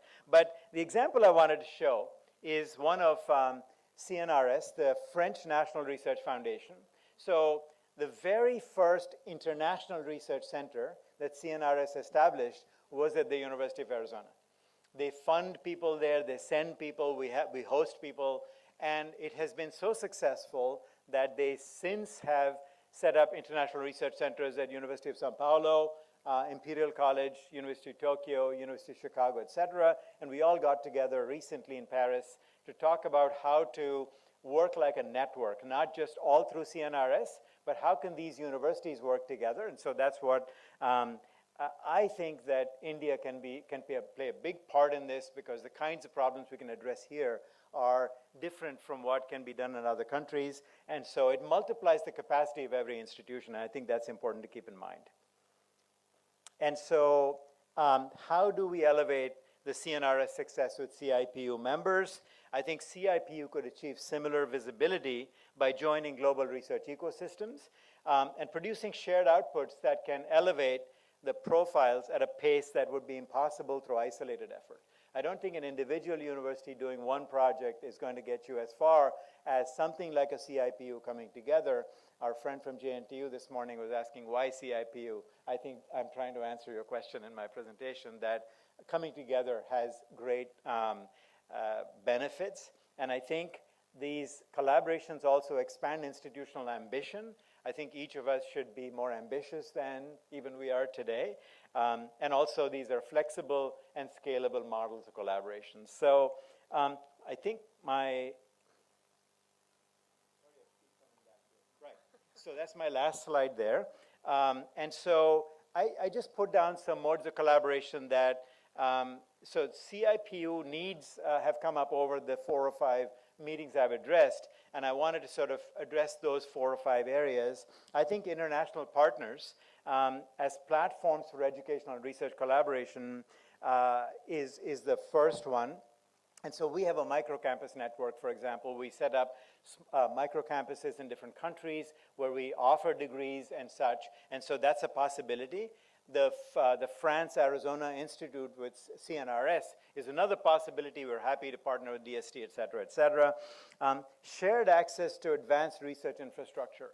Every university cannot set up its own, and therefore I think having nodes where some universities have these and others come and share that, it will help overcome cost and access.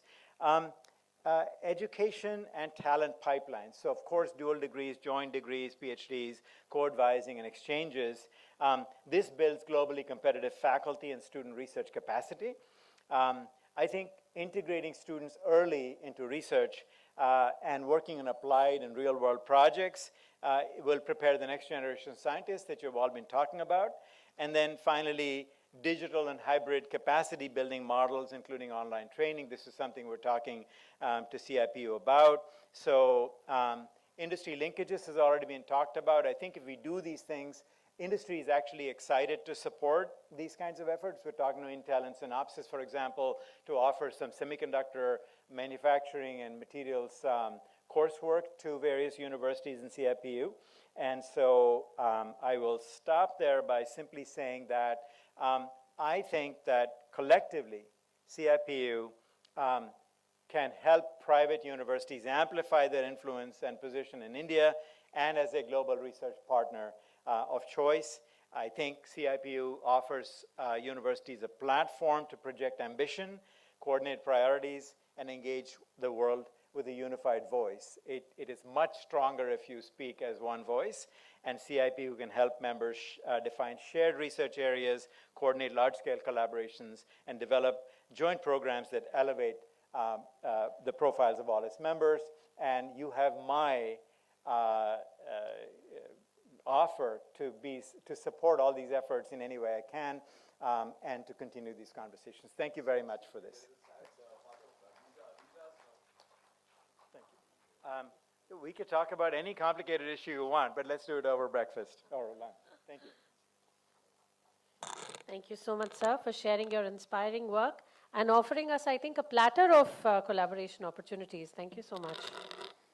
It is our honor to now introduce Dr. G.S. Chauhan, Joint Secretary, University Grants Commission, New Delhi.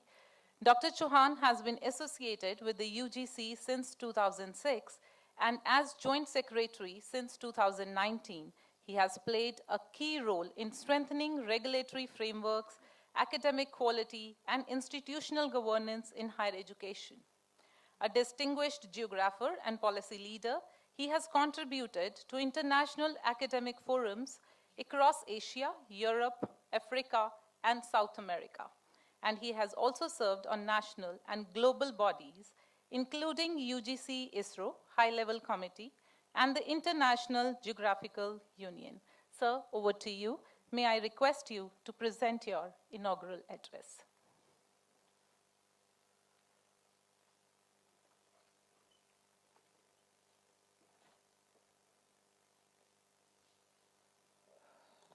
Good morning, all of you. At the outset, I am thankful to the authority of SGT College, and I salute the Pujya Guru Gobind Singh Sahab because of that great man. You are here, I am myself here. I am lucky enough that today this function is a very, very outstanding function in my life, because all the higher education leaders are on the bench, on the table, on the desk, as well in front of me. Today's chief guest, Professor Shastra Buddhe Sahab, ex-chairman AICT, as well as NEC NTA chairman, I have high regard Shastra Buddhe Sahab because he is continuously working hard day and night, and I think that he has also enriches the higher education system, especially through AICT. So he is a great visionary. I salute Shastra Buddhe Sahab. I am also delighted that after around 20 years, I am able to see my ex-former Honorable Vice Chancellor, Vice Chairman, Chairman of UGC, and he is a, I can definitely say, a great visionary as well as a good academician around the globe, Professor Pillai Sahab. And before me, I have another great man, Professor Bhushan Patwardhan Sahab, our Honorable ex-Vice Chairman, University Grants Commission. So, sir, I also salute you. You are also my boss, and I am happy today. And it is because of Professor Parvinder Singh Saab is here. He invited me, and I am thankful to the authority. Barma Saab, I am thankful to your university that you give me a time to be here before this August gathering. The another honorable guest here is Professor Gopal Pathak from Ranchi, Madam Vibha Dhawanji, Honorable Vice Chancellor Professor Sanjay Kaushik Sahab, Dr. Rahul K. Krar Sahab, Suresh Garimala Sahab. He has delivered a very good lectures, and I think that his accent is a little bit very, very pure mix of India as well as Haryana, United States. So as I am also thankful to the other guests. I am sorry if I could not remember the name because there are so many big personalities. The topic is very, very relevant, and I think that as Professor Kaushik Saab is highlighting that in research area, the research should be the pro-society, or it should be the best or in the interest of the global community as well as the national community. See, you see that around in 2020, we see the very big challenge before the humanity, that is Corona. And we are running here and there is no vaccine of that one. So the research should be in the interest of the society. Every year there are so many disasters, so many floods, so many firefightings, so many things are happening in terms of disasters, and millions people lost their lives. And it is a great challenge of the economists as well. So therefore, we should also focus those areas which are directly and indirectly affecting the human lives globally. Another very difficult and I can say very pertinent that we see that right now each and every society is facing the challenges of cancer, challenging the life cycle. 25 years old boy die immediately because of the heart attack. We never care. Even in the rural area, remote area, far area, our food system has changed drastically, and the challenges before the humanity is taking place. So all the scientists are here, doctors are here, engineers are here, chemistry persons are here, and I will say that we should try, because the directions, because the science is going to be popular in our society, but at this juncture, the science is needed to promote more and more, because our young generations are not aware of the value of the science. Our basic sciences, either physics, chemistry, biology. So we should focus on, and we should campaign and sensitize the society, sensitize the youth to take the science as the life of the students, because there is lot of careers in the science, and before the society, before us, it is a challenge, and we should society, and they should be more oriented. And I think that our colleagues from United States of America, Grimala Saab, he has highlighted so many issues, so many challenging issues, so many good ideas, and a partnership is talking about. And I also say that right now the entire Delhi nearby areas, we are facing the problem of pollution. And it is very difficult to live in Delhi, the capital city of India. So these are the challenging area, disasters, this health, food chain system is changing very fastly. So these are the unique area and we should focus all these issues. And you see that in case of certain areas, in case of Rajasthan, in case of Gujarat, some part you will say still the people are not able to take the drinking water, pure drinking water problem. Due to the bad waters, their hands, their limbs has broken down, either broken down, either slightly gone down. It is because of the water. So it is the another challenging area on which we should work together. Madam speaks lot of good things here about the Nobel laureates. I would like to introduce that I gone through the 123 year statistical data of global laureate, especially the women's. Right now, there are around 963 joint or composite Nobel Prize. And out of that, I'm sorry that we have won only 13th Nobel Prize. Very small country, I'm telling you, Switzerland has got 27 Nobel Prize. India is a big country and we have the best minds, we have the brilliant minds, except we give the directions to them. And I think that in sphere of Nobel Prize or in sphere of Nobel laureates, our positions is a little bit not so good.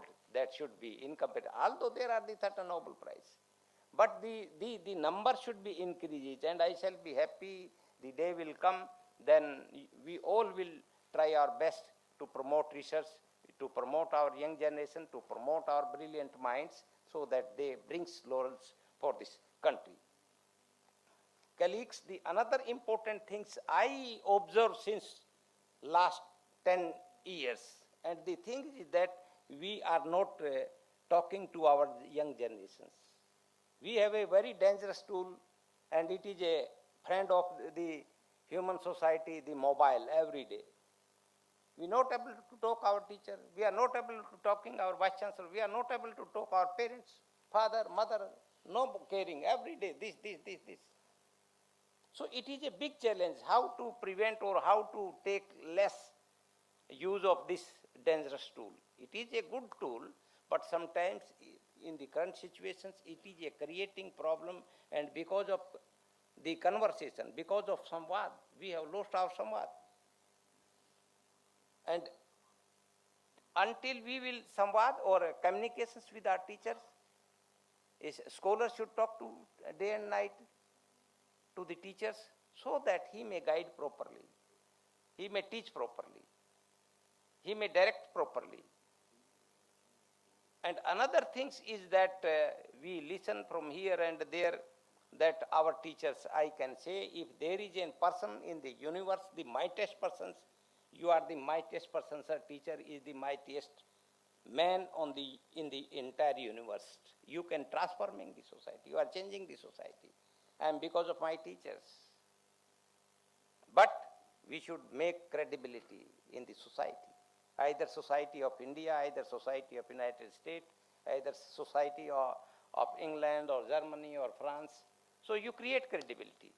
If you will make credibility, students will come, definitely come, because you are the leader, you are the transforming the society of India. And we are lacking the dedication, we are lacking the nationality, so we need. So you give us chance, because I understand there are so many academic leaders, so many brilliant minds that they will also share their knowledge. So thank you very much, Verma Sahab, and thank you very much, the great visionary, and my masters are here. So thank you, sir. Thank you, all of you. Jai Hind, Jai Bharat. Thank you so much, sir. Now it is my pleasure to invite a visionary academic leader and nationally respected voice in transformation of India's higher education landscape. Sir is widely admired for his clarity of thought, ethical leadership, and commitment, and he knows who I'm going to call. Already running too late. Welcome, sir. सभी को नमस्कार. Now already good afternoon हो गया है. And we had 6 brilliant speakers. They all discussed about the role of CIPU and the vision of Bharat, especially in terms of becoming Viksit Bharat by 2047. Building of research universities is very significant and important. And I was closely listening to each one of them. They have brought in almost all the facets of what makes research universities. So my job is very simple. Time is also running up, and I salute your patience. It's nearly 2.5 hours, and our students in the classrooms, they have an attention span of 8 minutes, and you are bearing all of us for more than 2.5 hours. Well, 2-3 things which I would like to mention is about what is being done in India today in order to support the research ecosystem. Number one, we have created this Anusandhan National Research Foundation, where large-scale funding to the extent of 50,000 crore is earmarked for the next 5 years. And this is not only for government institutes, but also private institutes can apply for research projects and get them. And therefore, it's very important for CIPU to really pitch for high-quality research proposals and get them awarded. Even in cases where the top-notch universities or IITs are getting the funding, they are forced to have hub and spoke model. You cannot have all the amount. If 100 crore is given, 70% of this is meant for other tier 2, tier 3 colleges and universities, and only you can retain up to maximum 30%. I think this is also enlarging the scope of our research initiative at tier 2, tier 3 institutions. Because I have seen many faculty members from such private universities or tier 2 colleges, they come for their PhD in IITs, IISc, and go back, and they start idling. Unless there is a continuous support system which is developed, I think we will not grow as research universities in our country, and that's one of those areas. Second one, we have all talked about industry research, industry connect, how we can approach industry or how industry has to approach us. I think the most important part is the development of the trust. Industry should have the trust that if a given problem statement to an institute is going to be solved within the specified timeline, I think more and more industries will come. I have umpteen number of examples. Not IITs, not NITs, not IISc, but small institutions in tier 2, tier 3 places who have solved the problem of the industry, and they have got continuous support from the industry. So I think that is second thing which our institutions have to make, and that's why another fund called as Research Development and Innovation Fund of 100,000 lakh crores has been already also established, which is mainly going to be given to industry, but they have to collaborate with academic institutions. So there is a linkage which is being created almost forcefully. Prior to that, I remember in the Ministry of Education, we had 2 very great initiatives, ran for a long time, slightly subdued now, but nevertheless continuing. One of them is called GIAN, Global Initiative for Academic Networks, and another scheme called SPARK, under which unless a university partners with 2 other foreign universities, funding is not given. I think there is some kind of forceful collaboration happening through such proposals or schemes which the government has been running for quite some time. And that has also catapulted our institutions to become research-intensive universities. We have this national education policy which came in, which categorically mentioned 3 different types of universities: teaching-intensive universities, research-intensive universities, and degree awarding institutions. And this research-intensive universities has been given another name called MERU, and many of them are selected with high level of funding called multi-disciplinary education and research universities, and these are very, very important. The third one, which I read today only in the WhatsApp group, that Niti Aayog has come up with Bharat Shiksha Fund, which is a large-scale funding. $10 billion, so that it's a sort of not a regular fund, but it will be supporting variety of activities for educational institutions, both for research as well as quality education. But now I come back to brass tacks. What makes universities, research universities, or how excellence is brought about? It starts with an institution. Starting with that person in turn, you have recruitment continuously happening. High quality faculty from any domain, anywhere, have to be attracted in order to create research culture. Once you have a good leader, you have a set of very good faculty, students automatically gravitate. It's like honeybees going to the flower where honey is, and therefore these universities will attract excellent students. When you have an ecosystem, when there is excellent faculty and students, I think we can go miles and miles. And then there are other support systems which I have mentioned. They are all supporting this kind of a activity. You talked, Suresh ji, about mission mode projects. We are all talking about various things in our country right now. We have several missions. We have AI mission, we have semiconductor mission, we have quantum mission. We have even opened up space as well as nuclear power or nuclear energy for the private partners, be it industry or the educational institution. I think when liberalization of this kind happens, autonomy is available. I'm sure institutions can make use of all of this in order to propel themselves into research-intensive universities. We are also having a new bill which was placed in the Parliament on the 15th of December by the Education Minister, Sri Dharmendra Pradhan, called as Viksit Bharat Shikshan Adhisthan. These are very important words. There is Viksit Bharat involved. That means our goal of becoming Viksit by 2047 is embedded in that directly or indirectly. It is about Shikshan, that is education. And Adhisthan is a place where there are three verticals envisaged. One of them for standard setting, which we call as Manak Parishad. We have the second one, which is Vidiniyamam, which is what regulates the entire higher education ecosystem. Viniyaman is the one which is going to do that. And the last one is for accreditation to check the quality. That means Gunavatta Parishad. So I think these three verticals together will catapult our higher education system in a manner that on one side there is rigorous trust-based system. And I'm coming back to trust for a variety of reasons. One more initiative of the government for enlarging the scope of availability of all international journals to small colleges and universities in the country is through one nation, one subscription. Otherwise, each IIT, IISc was spending huge amount of money for journal subscription. It has been collated all together. That same money is being now indirectly used for providing journal subscription, access to more than 6,500 colleges.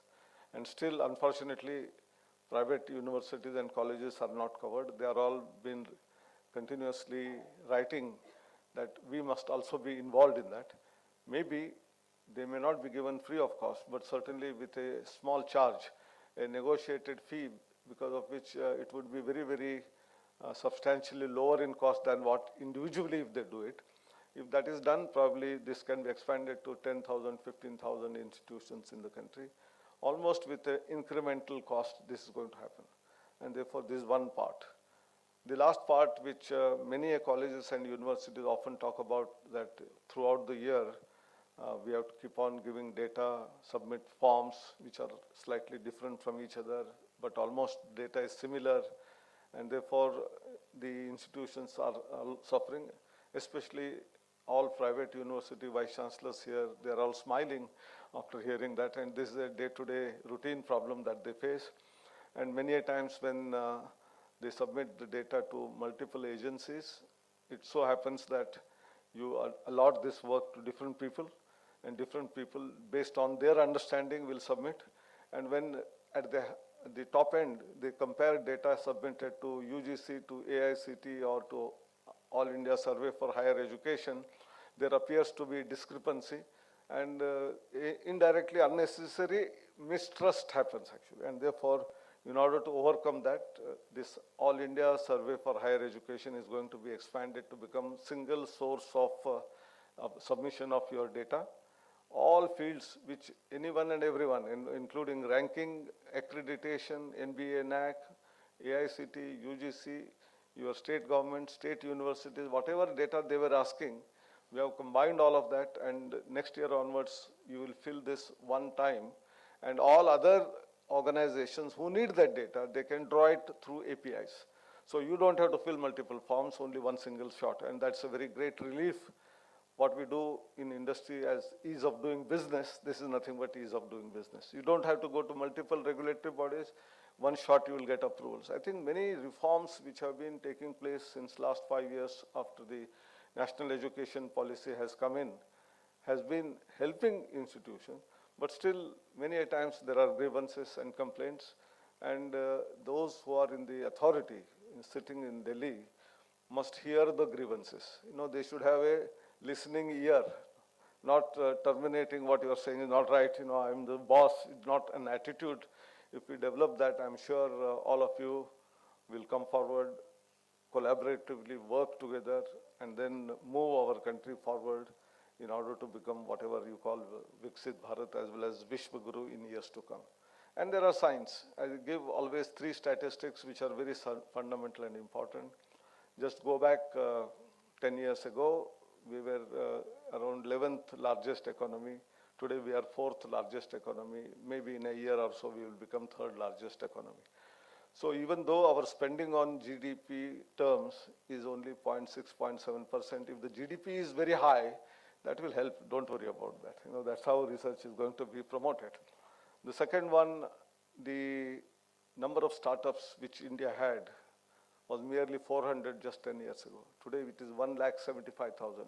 It is not percentage increase, it is thousands and thousands of times more than what it was just 10 years ago, which is again helping not only economy, but also in terms of research, in terms of innovation and all of that. And therefore, our global innovation index also has risen from 81st position to 38th position globally. So all these statistics very clearly show the path which we have undertaken in the last 10 years is in the right direction. And I'm sure with all your support and help, we will be making it happen. Thank you very much. Namaskar. Jai Hind.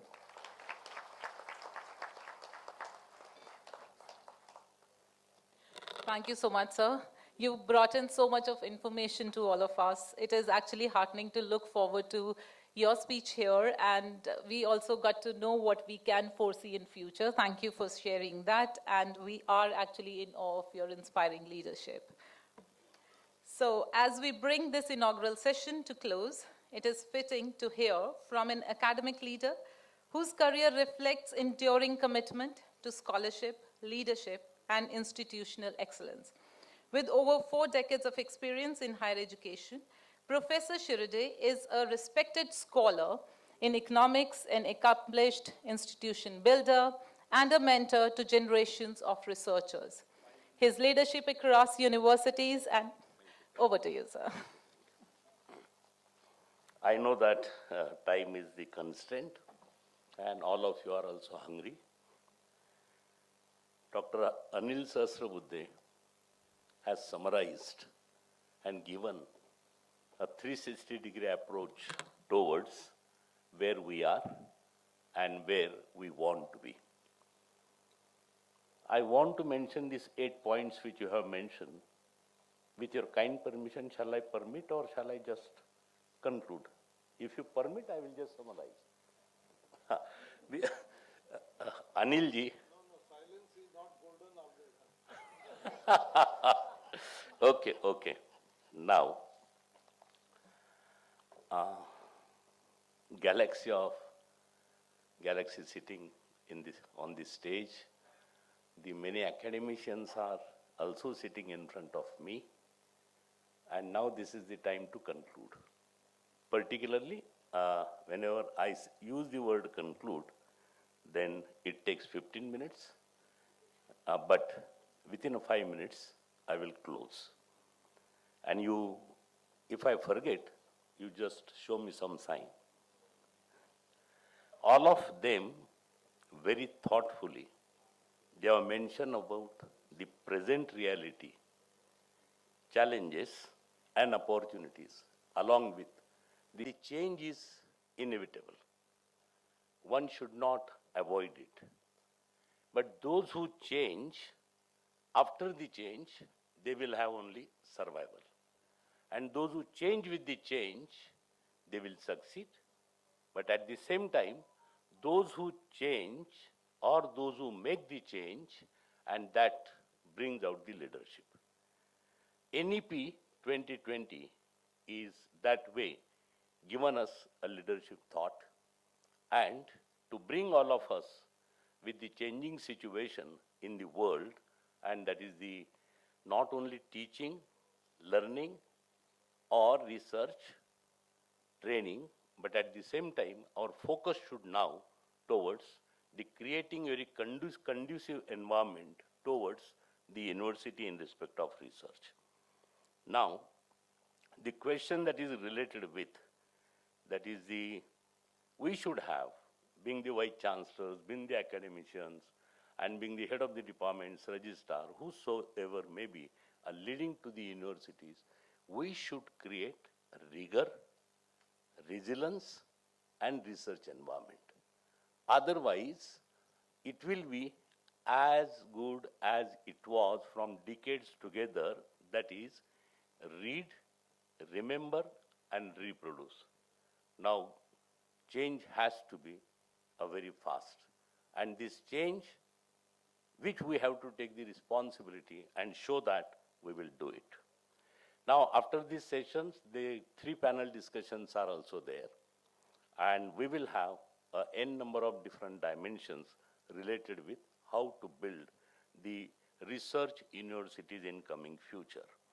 And from these panel discussions and from today's also, whatever narratives which we have listened, a pulse of today becomes impulse of tomorrow. That will be a leading thought as far as lot of takeaway from these particular discussions. And finally, it has been mentioned in the Gita, that is, Udyamena hi siddhanti karyanina manorathe nahi suptasya sinhasya praveshanti mukhe mrugaha. This indicates that it is not very easy that even the lion or lioness in the forest, a very beautiful, dynamic young deer will come in the sleeping lion's mouth. And therefore, lion or lioness has to be a certain time, certain focus, certain direction, certain speed, and finally the goal or the objective. And at the end, a very 4 beautiful words which has been mentioned in the Gita, that is yato bhava tato bhavati. What it means, you do what we believe. And now this is the time where we have to believe as far as the research opportunities, challenges, and make the things more simple. Finally, I appreciate all of you for participating in this particular leading conference related with a thought, that is how universities can be built in respect of research. I also appreciate the university, SGT University, their staff, Vice Chancellor, as well as the team for taking a lot of efforts. A very systematic way they have organized all these particular, the panels as well as the main discussion. Thank you very much to all of you. And once again, we will meet as far as the panel discussions are concerned. Question answer sessions will be contributing more, and see that at the end, we should have a bundle means thousands of thoughts with us, which we have to implement as far as the basic aim of CIPU is concerned. Thank you very much. Thank you so much, sir. Ladies and gentlemen, with this we conclude the inaugural session of the second Bharat Higher Education Summit 2025. I request all the dignitaries on the dais to kindly come forward for a group photograph.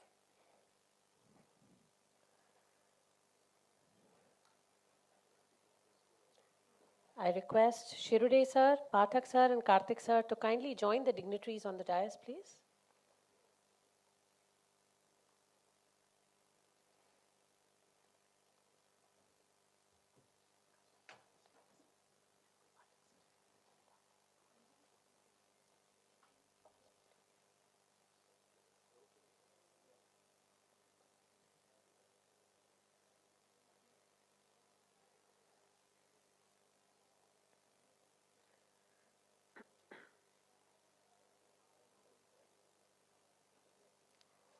Thank you. Let's have a huge round of applause for everyone, please.